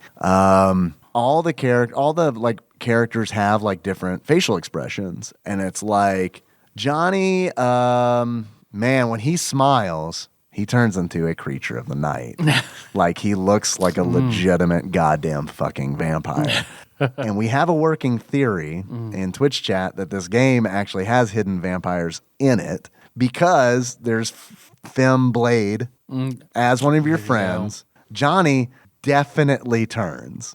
And at the end of the game, you fuck Dracula. That's true. So and there are all those people who live in the Undercity in Las Vegas in their sewer system. So it all adds up. Yep. And this part is not a joke. And he might have tricked me. He might have pulled a fast one on me. Big dicked pie baker Chris Vaughn was like looking through the game's code, and like there is a quote about like secret vampires in the game. I don't know if this is real or not. In fact, it probably is not, but I'm willing to. I want to believe. Plausible. I'm Fox Mulder. Plausible. And then there is back on the casinos. There's a casino called Buffalo Head, which is all like Old West theme. And the random encounters here, every now and then, like you'll run into a dude like dressed as a cowboy, and it's like, do you work here or do you just really like this fucking casino? Like, and Kramer making bets for the Son of Sam bag against some Texas gambler. Then there's a casino called the 2020, which is kind of like cyberpunk style casino, and at some point you are approached by a Borg as You're part raped of by Harrison Ford, like happens in every Harrison Ford movie. And then the game like pauses and asks you, are you a real human or are you a robot? Does it matter? And then you have to think about that for a while, and then you have the option to double down. Pretty good. It's pretty good. And then there's the Laurel Palace, which is essentially built inside a like Catholic cathedral. That's like it's got like it sounds like Dancing Mad music is playing on the organ, and it's like there's a statue of like I assume like Kafka ascending. There's a statue like a famous Greek gambler. I'm assuming Gambler. That's the Greek god of gambling. Gambular. That mark my words, that's going to be the villain of the next Ghostbusters movie, Gambular. It's actually a huge departure. Does not take place in New York. Takes place in Las Vegas. It's actually kind of more. It's like a road trip Ghostbusters movie. Okay, I love it. That's where the two Ghostbusters come together, the male and the females, to fight Gambular. Oh, I like that a lot. They have to unite forces. No one else could take down Gambular. No, of course not. It takes Kristen Wiig and Dan Aykroyd. It's true. And then that's pretty much it. That's it. That's pretty much it. Yep. Did you like this game? It's not my thing, but I can see where they really tried to make it something, tried to expand beyond just a list of games that you could do. They didn't have to. They did. From what I hear, the Super Caesar's Palace or whatever is more like that. We'll find out. We'll find out eventually. Thanks, randomizer. Hopefully not next week. Oh boy, you don't want to go ahead and knock out all the casino games on the SNES in one fell swoop. We can knock off that genre now. Yeah, it's casino month here at TADPOG. I used to have a little like it wasn't like a Tiger Electronic deal, but it was like a grown up Tiger Electronic deal. But it was blackjack. Game Boy. No, one of the. I said grown up. I know what you're talking about. You missed when I said grown up. Yeah, it was like. I see what you meant when I said like not an evolved version of a Tiger Electronics, like a Ninja Gaiden Tiger Electronics, but it's blackjack. But like one of it was black instead of the white Tiger Electronics. I know what you're talking about. Yeah, and it was like definitely like marketed to adults. But I do remember on a long road trip. Adults with a problem. Yeah, I mean, maybe not. Maybe not. Maybe it was just trying to instigate a problem. Yeah, maybe it was like, hey, dog, I heard you like gambling with fake money. Is that true? It is. Then you might like this shitty Tiger Electronic game. Are you also a follower of Gambular? If so, you might like this game. I remember having one of those and playing it in the car. I remember picking it up at a gas station because I was bored out of my mind.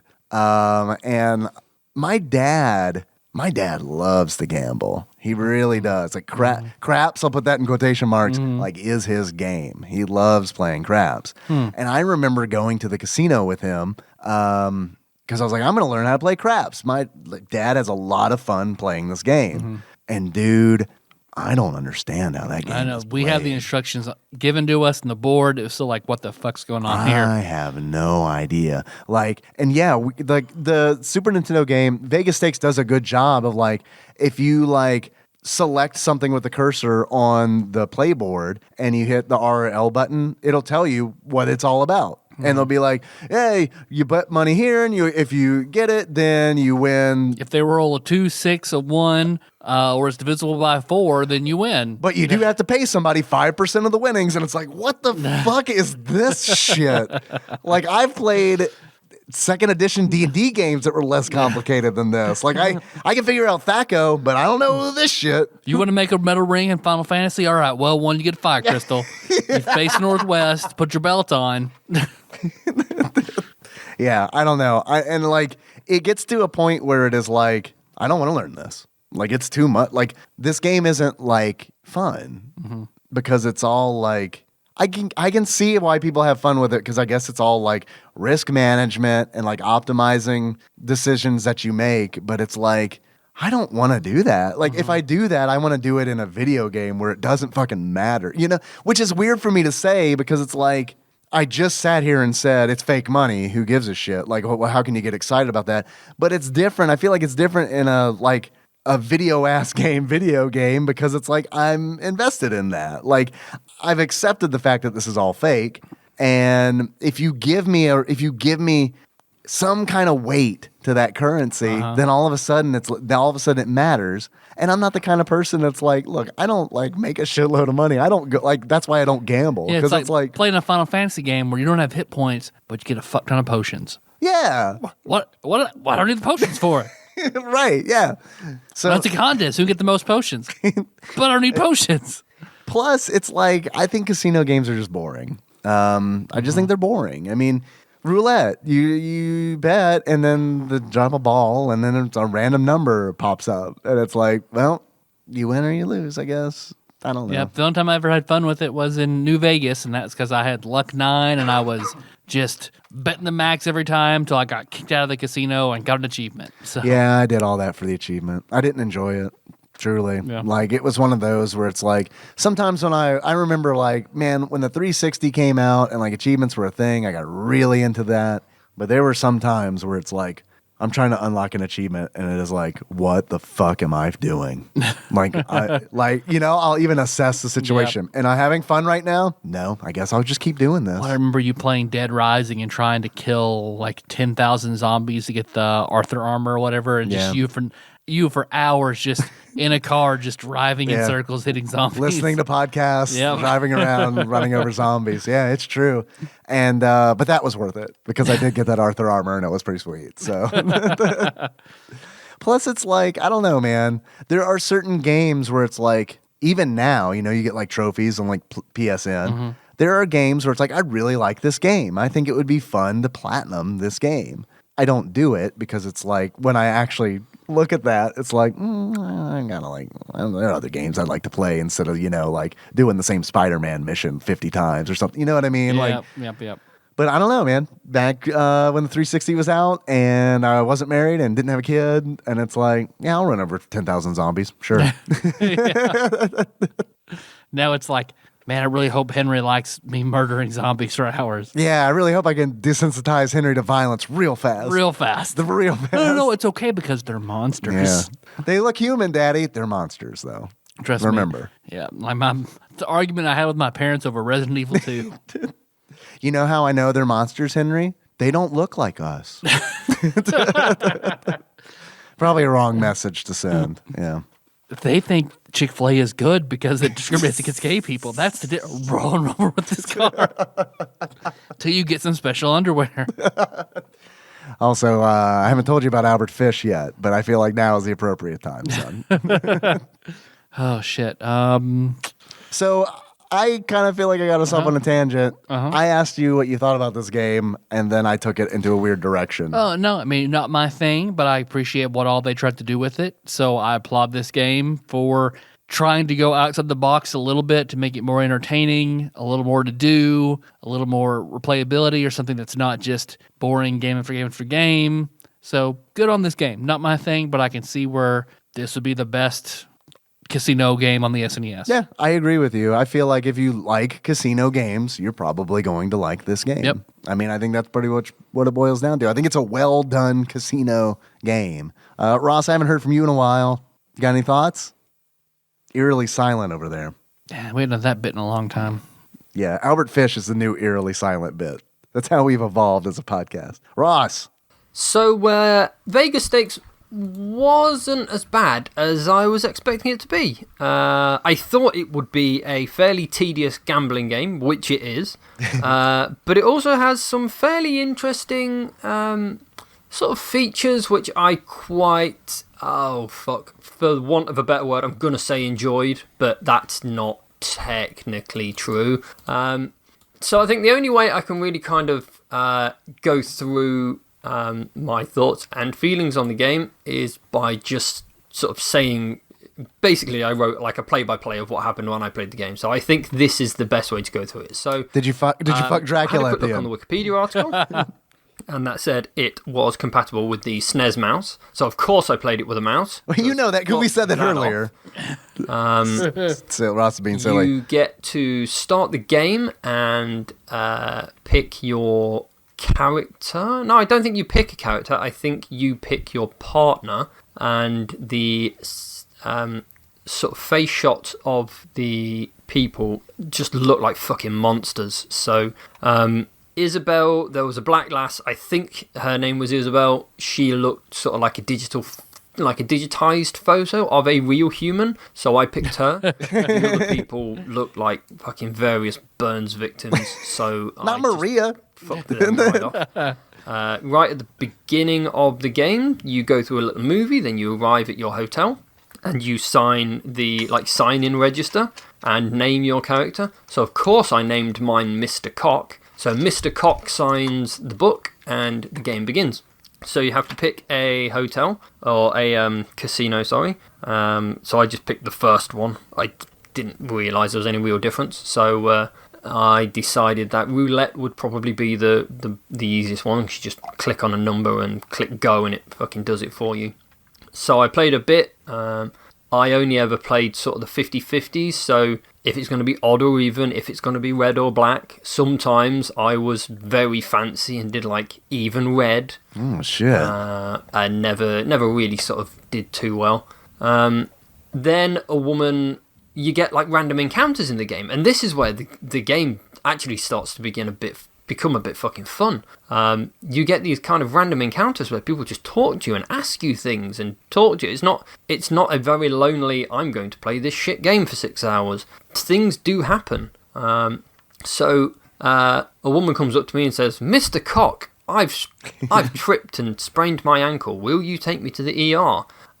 So I say yes. It doesn't interrupt the game. There's not a cutscene of going to the ER. You just kind of continue to play. And then after your next turn, she came back to me and said, thanks for taking me to the ER. Have £9,000. Dollars, sorry.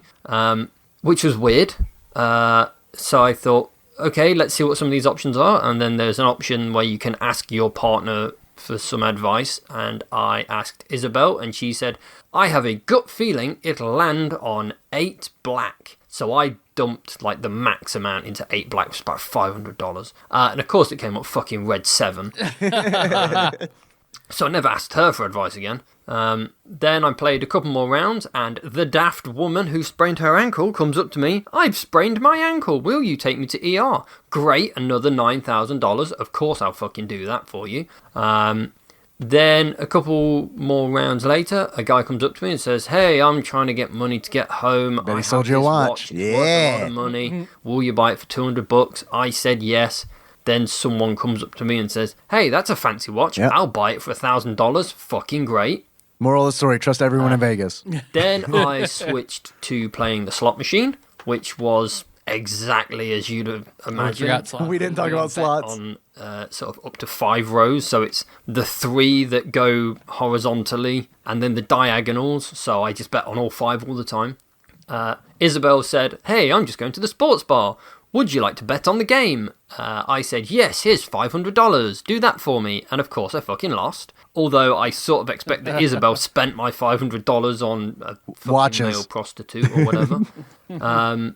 Then a very spooky woman, a very spooky, faintly Asian lady comes up to me and says, I've got this diamond necklace. It's worth $5,000. Perhaps you'd like to make me an offer for it. So I wouldn't buy offer that one. $1,000 and she says, I think it's worth a bit more than that. So I bump it up to $2,000 and she says, fine if you're going to be like that. And she fucks off, never to return. The woman who sprained both of her ankles came up to me and said that she was having bad luck. No wonder she sprained both her fucking ankles. And says, oh, hey, do you mind if I hang out with you and maybe some of your good luck will rub off on me? Definitely a masturbation joke. So then she hangs around with me for a couple of games and then says, great, I think that's enough. I'm going to go now. So she goes and then comes back a bit later on and says, I won loads of money. She says, I won $15,000 on a slot machine. $15,000 $10,000. She's obviously not very fucking sensible. It's Vegas. Come on. It's all fake money. I moved to a different casino and started playing slots. Someone else pops up and says, hey, I'm having bad luck. Can I hang around with you for a minute? And I say, yeah, fine. He hangs around with me for a little bit, says, thanks, I think I've seen enough. And then he goes, and then I get a message that says, you feel a bump. You check your pockets. Motherfucker stole $9,000 from me. Oh, shit. What a bastard. Then some other dickhead comes up to me and says, hey, I bought this lottery ticket, but I couldn't, I need to sell it to get some money to something. I need an abortion, quick. $500 Buy this lottery ticket. That won me like $9,500, which is It'll be lovely. 5 weeks and 10 minutes. I have to go. Some woman in a cowboy. Oh, right, that's it. This the different casino was the cowboy one. So a woman in a cowboy hat comes up to me and says, hey, do you remember me? And I say, absolutely not. I've just got here, dickhead.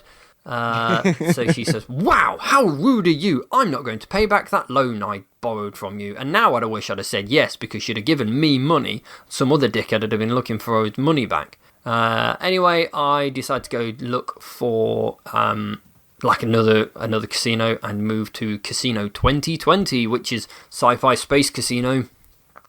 And then a sort of Borg-looking motherfucker comes up to me and says, hey, can I borrow $100? It's for my little girl's operation. She's really sick. I'll pay you back. Blah, blah, blah. I ran that scam in you, though. For him. He's Borg, so he's not from round here. So I say, yeah, here's $100, because at this stage I was fucking rolling in fat cash. I was up about like $50,000. Then some policeman comes up to me and says, hey, there's a con artist going around asking for money for his little girl's operation. What a dickhead. And then I basically put the 5 lines on the slots and just pissed away all of my money and never got very far. So, that took me about an hour and a half. It was quite interesting. I wanted to keep playing just to see the random encounters, and I saw quite a few of them, and it was interesting. It was not as shit as I expected, but still pretty shit. Thank you, Ross. Harsh. Harsh but fair. I don't know about fair. Yeah, it sounded like he had some good times there. Had some good times. Yeah. He didn't take someone to the emergency room twice. I mean, that's fun. Well, do you guys have any achievements? I've got a couple that came in from Twitch chat using that Chivo command. Thank you. I got a lot of submissions, so thank you to everybody who submitted. I have picked out my 3 favorite ones. I think they're really good. First achievement I have is I have always depended on the kindness of strangers. In order to unlock I have always depended on the kindness of strangers, you get a gift from an NPC that's more than you've earned at actual gambling. That achievement came in from P. Willie Eaton. Next achievement, you gotta have this one. Mm-hmm. If no one had submitted this one, the third one would have been mine. Vegas, baby, Vegas. In order to unlock Vegas, baby, Vegas, you earn this by quoting swingers every time you win a hand. This Chivo is so fucking money, and you don't even know it. That achievement came in from Bongo Yoda. Thank you, Bongo Yoda. And my last achievement comes in from Kana, and that achievement is Vampire Fucker. In order to unlock Vampire Fucker, win $10 million to fuck Dracula. Kana doesn't say this because it doesn't need to be said. That's how much money you need to fuck Dracula. Dracula has a price. It's Everybody $10 million. Dracula's is $10 million. Everything is sex, David. What is a man? I've got one, and that's I came here to win, not make friends. And that is the quote from every dating game from that one bitchy character. Which dating game? Or any dating show. I'm sorry. Okay. Oh, right. Like a reality show. Every reality like dating Big show, Brother. somebody says that. I love New York. Exactly. Oh, good. New York was the one who said that in like every single one of that she was in. You unlock that by just playing the game and saying no to everybody who approaches you. Yeah. That's how I started playing the game. And then I realized, oh, this is Vegas. I should trust everybody. I'll make a lot more money. Yeah. And I did. It worked. If I've learned anything from this game, is that I should trust everybody. Unless somebody says they need help for their children. Fuck them. In which case, don't never do that. believe them. That's a grift. The GoFundMe that you had for Jack, huge scam. All of it. God damn it, dude. I didn't donate a whole bunch of money to that, but I did set it up. You started it. How about you, Ross? Do you have any achievements for this game? You're totally here, Ross, who's totally here. Do you have any achievements for this game, Ross? Ross, who's totally here and not loading on the slow Wi-Fi? Ross. Why, thank you for asking, Dave. You're welcome. I do have an achievement. Good, it just My lagged. achievement is called Stop Thief, and that is get robbed by a dirty thieving shitbag. Excellent. All right. So I do want to reach out, say, Ross, I'm sure you're listening, and I'm sorry. He's here. I don't understand what are you doing? That's true. Ross, I want to apologize to you anyway because we were a week late recording this episode. I'm going to put him on mute real quick. Okay, good. I don't want him to start crying and All nobody right, hear. he's on mute. It's fine. No one will hear him cry. So we had... Much like the children in Albert Fish's dungeon. Perfect. Because we had our double brain surgery Tuesday. Yeah, two for one. Like the strip club, we had 2 for 1 on brain surgeries. Put your hands together. Get your dollar bills. That's right, gentlemen. Are you a daddy? Are you an infant son? Come get your brain surgery. 2 for 1. Albert Fish is 2 for 1. 2 for 1 brain surgeries. So we had to delay, and then we were going to try to re-record on Saturday. Mine and Melissa's 3rd wedding anniversary is September 14th. So I knew the date. I did not realize that the 14th was Saturday. Yeah. So we weren't able to actively record then, but we're able to actively record now. Yeah. So everything worked out perfectly. It all worked out. Ross is here recording with us. I still have him on mute because he's probably pretty upset about that, not being able to do it on Saturday. That's but, true. Whatever. He'll deal with it. The British Sunday, Saturday. Yeah. Tyler. Yes, Dave. I have some questions for you. Perfect. The first of which is, I want to know if you were to give this game a beard that sums up how you feel about it, what kind of beard would it be? I would have to give it the 5 o'clock-ish shadow of Clark Griswold getting to Wally World in National Lampoon's what is it called? What's the full title?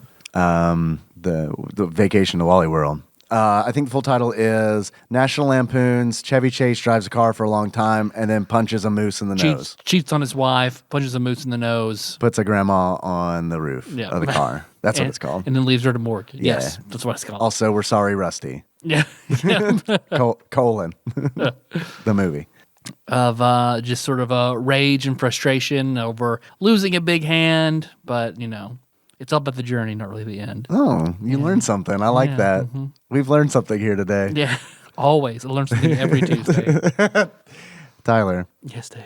If you were to give this game a pair of glasses that sums up how you feel about it, what kind of glasses would that be? I would give it a pair of... Kings. Oh, nice. All right. Okay. Next. X-ray specs that let you see the other player's cards because, like you found out, it's pretty easy to cheat. Yeah, it's super easy to cheat when you save state because that's like what I did. Yeah. Man, do you remember ads for X-ray specs? Do you remember those? Just barely. Barely, yeah.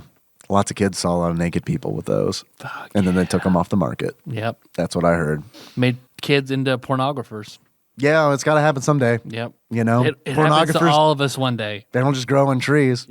They got to be. We need the pornographers for our pornographer market. They need to be molded. That'll be my new Steam name, Moldy Pornographer. I like that. That's like a magic card. That's like a green. That's like a green-black magic card. Moldy Pornographer. I tap one swamp and one forest and put Moldy Pornographer into play. Once per turn, I can tap Moldy Pornographer and corrupt one of your child cards. I put a corruption token on that child, and then each round I put another token on, and when it reaches that child's defense, it's removed from play. It goes into the graveyard. It goes into my graveyard. Now I play Albert Fish, who sifts tap Albert Schiff to switch the rifle through your graveyard. All right. Put any moldy child token back into play on your defense. Oh shit! I didn't know he was playing a Moldy Pornographer deck. All right, now we're that step closer to a Tadpog Magic deck. Oh, I like that. Yeah. I like the Tadpog Magic deck. Tyler. Yes, Dave. How much do you think this game is loose on average on PriceCharting.com? $2.75. $2.75. Want to confirm that? Yep. Okay. Tyler. $275. That's what I just wanted to $2.75. So what's your reasoning? 275 pennies.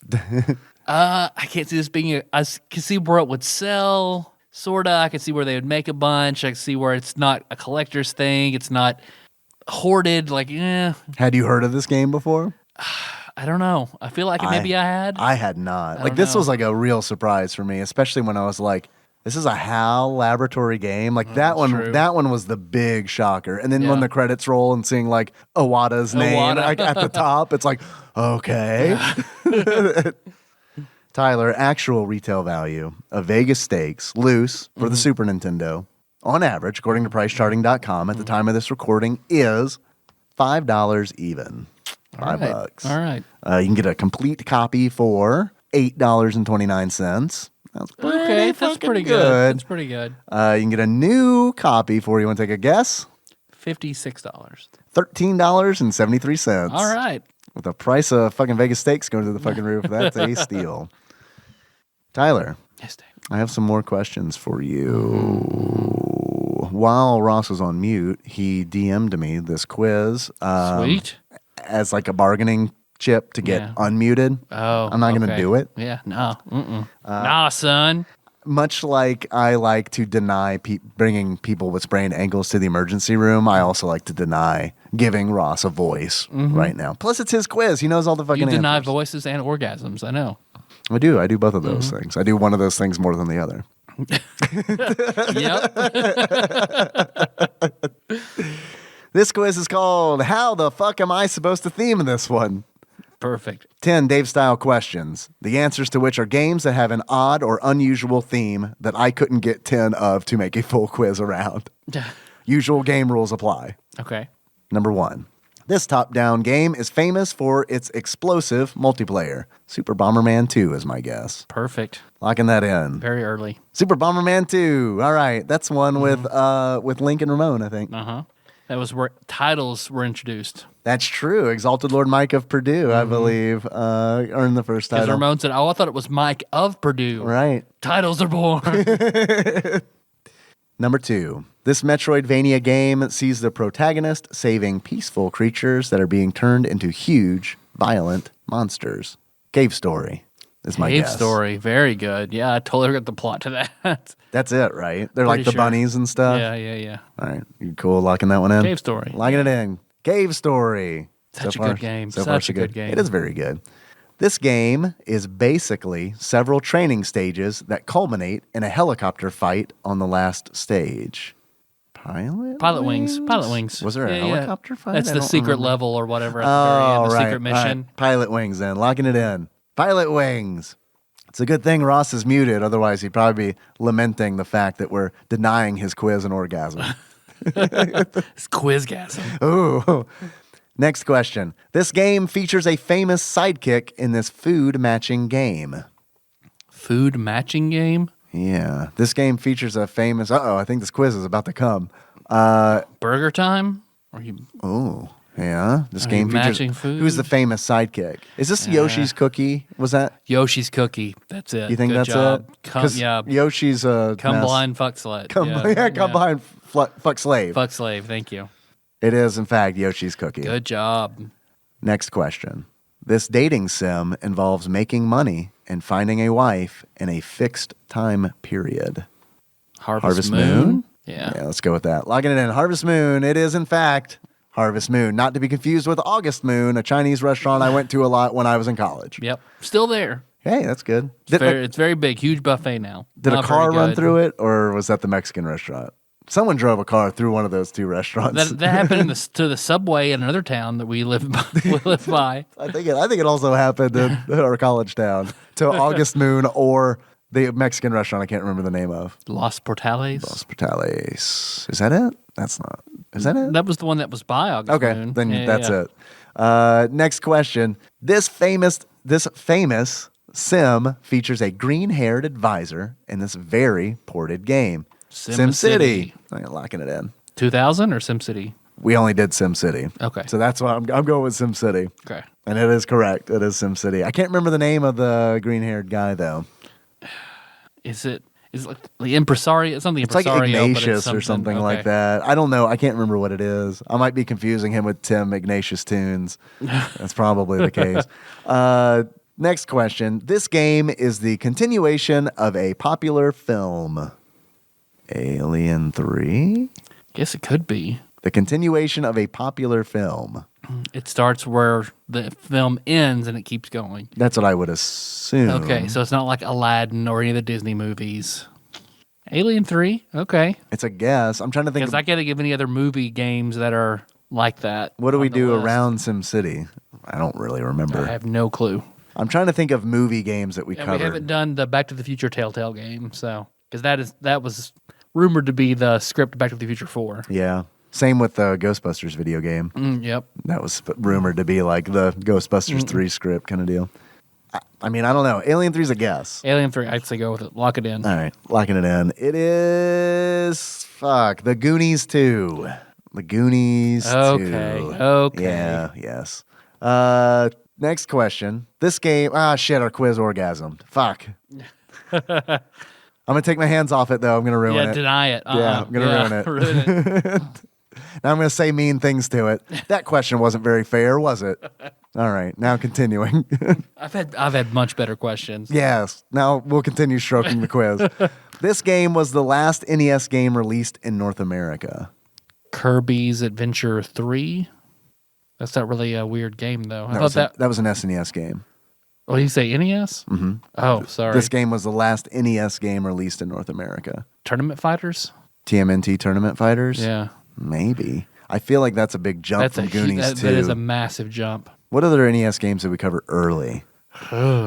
Rygar, Pac-Man. Because I know, wasn't Frogger the last SNES game So official I thought it was Kirby was the last one. for NES or SNES? For SNES. I keep hearing you wrong. It's a silent S. Kirby was super late. Mm-hmm. Kirby's. There's so many Kirby games that are so super similar and have similar names that I can't remember the names of them. Yeah. But the first Kirby game for the NES was super late, but I don't think that it was the last NES game that was released in North America. Yeah, the last NES one, I can't even. And Kirby was pretty recent. We talked about that pretty recently. Mm-hmm. What was the other one that you said? Tournament Fighters? Tournament Fighters? 'Cause I feel like that was. I don't really know though. Monster Party? Monster Party. That's a pretty. That fits about this timeline. Oh, damn. Inca? No, that was PC. I don't know, dude. I don't either. You want to say Kirby? Star Tropics? Star Tropics? No, it couldn't have been that. I feel like, Tournament Fighters is a weird little game. I feel like we would have made a big deal about the last NES game released in North America. In North America. Kirby was super late, man. Maybe, but there's no way, right? No, I don't know. Because we haven't done Tournament Fighters NES. So we just done the SNES one. It's the last NES game released in America. Turtles 3 Manhattan Project. I don't It know. would have been something. I feel like there was something released in like 94 or something like that for the NES. Kirby was super late. Like Kirby was like out after the Super Nintendo. Have we done an NES Kirby? Yeah, we did. As part of because it was on the NES Classic. Oh, you're right. Okay, Kirby. sure. All right, logging it in. Wario's Woods. Wario's Woods. I had no idea. I didn't either. We probably said it on the show, but I forgot. Next question. Oh, shit. Our quiz orgasmed again. Damn it. Next question. This dating sim sees the player sent to a school with an unusual student body. Katawa Shujo. Or does he mean to a school They all have strange bodies. with students with unusual bodies? Yeah. Logging in. Katawa Shoujo. Oh my God. It's not, but it totally is. His answer is Hatoful Boyfriend, which... That question doesn't- absolutely. No, that doesn't take place exclusively at a school. Right. It's Katawa Shoujo. I give us credit for that one. Yeah, we got it. All right, last question. I think I'm gonna unmute Ross for that. I just want to Okay. hear his explanation All for right. it. All right. Yeah, fuck it. Never mind. Yeah. This, I didn't think you had a good one, Ross. Yeah. muting again. Last question. This on-rails FPS features a non-violent way to shoot small creatures. That is Pokemon Snap. 100% sure. Nice. Good job. Logging that in. It is, in fact, Pokemon Snap. Oh, we only let that quiz come twice. All right. It's not bad. We got a B. Thank you, Ross. We got a B in domination. Look at us. Yes, thanks, Ross. I appreciate it, but not enough to unmute you. Want to find out what we're playing next? Yes, please. Sounds perfect. All right. Face your pleasure holes Layout, in a random direction. Get that bat. Put my forward on it. Spin around. Donnie Jeffcoat. The avatar of the randomizer? Right. Exactly. Do you think we could get Donnie Jeffcoat on the show? Ooh. I don't think that we could. Ooh, probably not. I don't think but there's that's a an interesting. fucking chance in the world he listens to this and is like, no, there's no fucking way. These guys really respect my body of work. I'm going to be on their show. Look, I feel like we do respect his body of work. What I think he's going to be turned off by is like all the Albert Fish bullshit that we spend at least 20% of each show on. Unless he's a big fan of Albert Fish. Of Albert Fish. He finds us through Albert Fish fan sites. You know, I don't agree with Albert Fish, but you got to admire the guy's work. No one ate children better in the 20s than Albert Fish. That's a weird slogan for Wendy's. Wendy's, our new mushroom and Swiss burger. Like Dave always said. Like Dave always said. Albert Fish always said. You know, Dave Tom is always quoting Albert Fish. Always. The patties need to be square and hang over the burger. No one ate little girls' asses like...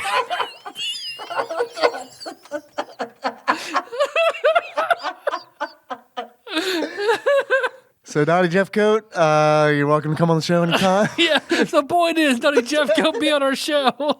We love you, and we do love your body of work. Let's pray to the randomizer. Let's find out what game we're playing next.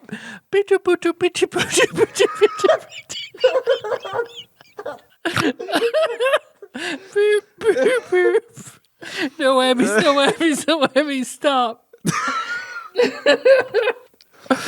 3:45. Ooh, not great. All right. Are you ready? Yeah. I got 3 words for you. First word. Super Alfred chicken. Super Albert Chicken. We got it. It's not Super Albert Chicken. It is Mickey's Ultimate Challenge. Okay. Mickey's All right. Ultimate Challenge. Let's do it. MUC. KEY. CUM. All right, there we go. That's it. Mickey's Ultimate Challenge. I bet that's going to be great. Yep. Sweet. A video game featuring a famous cartoon character, which the game I've never heard of. It's Yep, probably going to be I haven't heard of that one. super fantastic. I've never played a Mickey game that wasn't at least okay, though. All right. That's an opinion. That is, you're right. That is an opinion. Out of the 4 I've played, they've all been pretty okay. I think we should play Mickey Mouse Capades. Is what I think we should do. Oh, for the NES? Yeah, with Mickey and Minnie. Fuck yeah. And Useless ass Minnie. fucking brooms. Yep. Dancing around and shit. Collecting keys and shit. Yep. Yeah. Surprised we haven't done that. I think we have talked. We talked about doing talked it a about long it. time ago, Yeah. and then just never did it. Like most of the things. Yep. Yep. Thanks for listening, everybody. So next episode, Mickey's, what is it again? Yes. Mickey's Ultimate Challenge. Yeah, right. got it. Turns out Mickey's ultimate challenge is see how many children that you can corrupt with your moldy pornographer. It's my Mickey Mouse deck. All right, Mickey, whatever you say. All right, we have 2 cards in for our 5-color Tadpog Magic deck. Yeah, we got our green black combo card. Well, we got the Albert Fish card too that goes to the graveyard. Oh, that's right, I forgot. Yeah. Yeah. Weirdly enough, the Albert Fish card, it's just an artifact. It's colorless. Well, that's true. Yeah, we need to have Planeswalker Albert Fish.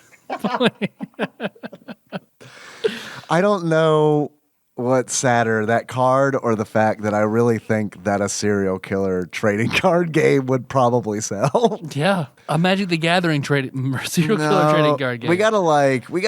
I mean, because Wednesday Addams had her serial killer trading cards in Addams Family Values. God, I forgot about that. Eat Yep. me. That's all I can remember about that one. Yep. Oh man. Let's finish this. Okay. You got that next time. You want to leave us reviews, iTunes, Stitcher, Write us a letter. Facebook. Write us a letter to Tadpog Studios, Kevin Cole, Nance, P.O. Box 3785, Paducah, Kentucky 42002. Get out your Ouija board. Contact your local dead serial killer. Let them know about us. No. Please don't. I keep a radio just playing static in this garage 24/7 in case somebody tries to contact us. Yeah, we've all seen Frequency. We've all done that since we saw Frequency. We all got our radios and left them on to talk to our dads. Dave and I watched 10 minutes of this guy interviewing, who was the guy who played the Star Spangled Banner at Woodstock? Jimi Hendrix. Remember we found that weird YouTube video where the guy is using radio static to contact Jimi Hendrix and interview him? I do. He had a whole channel full of that stuff.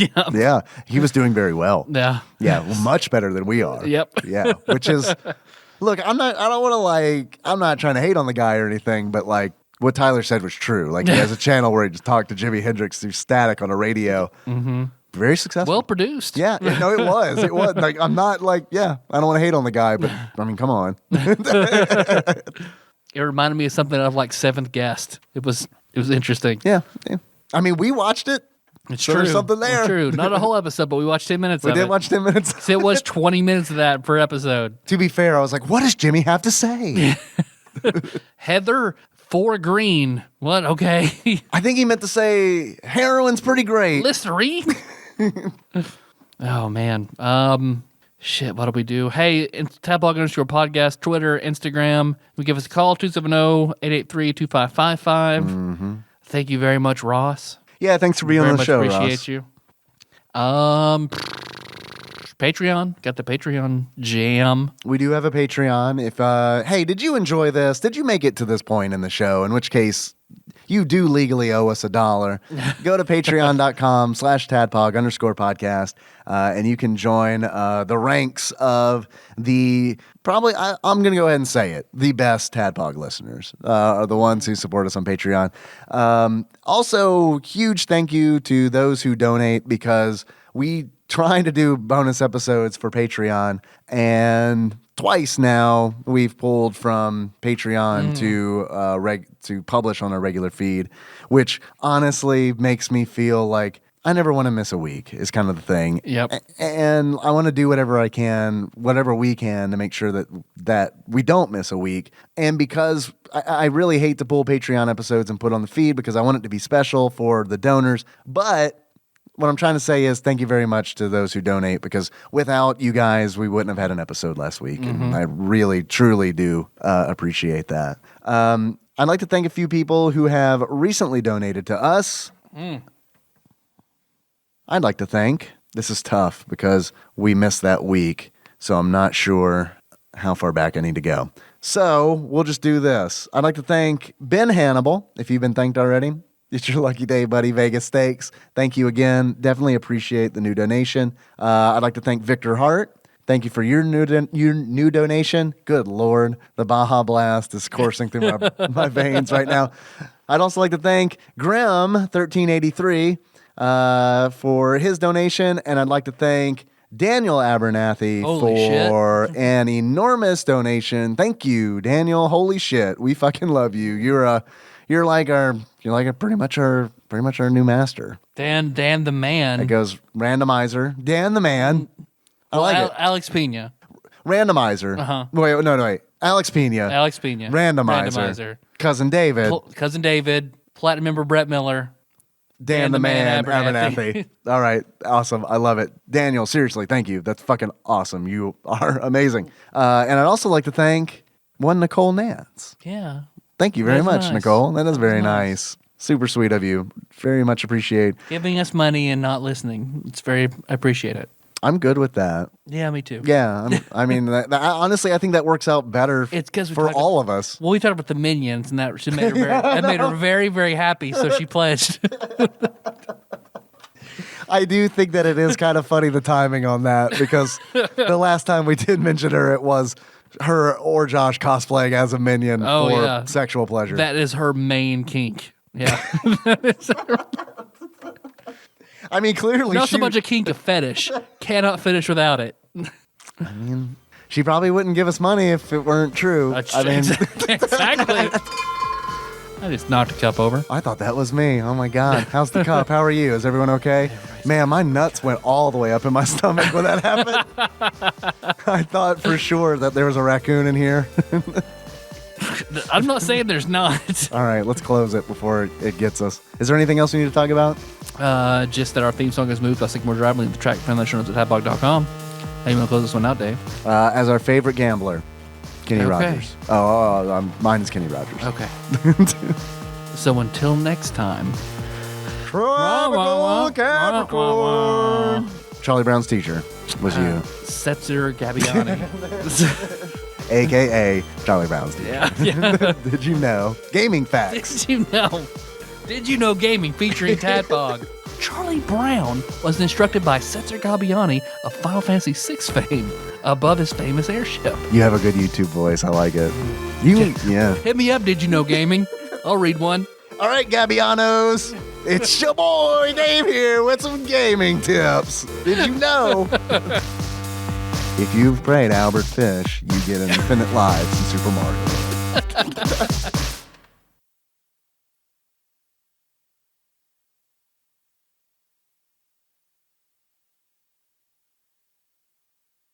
Soda jerks, motherfuckers!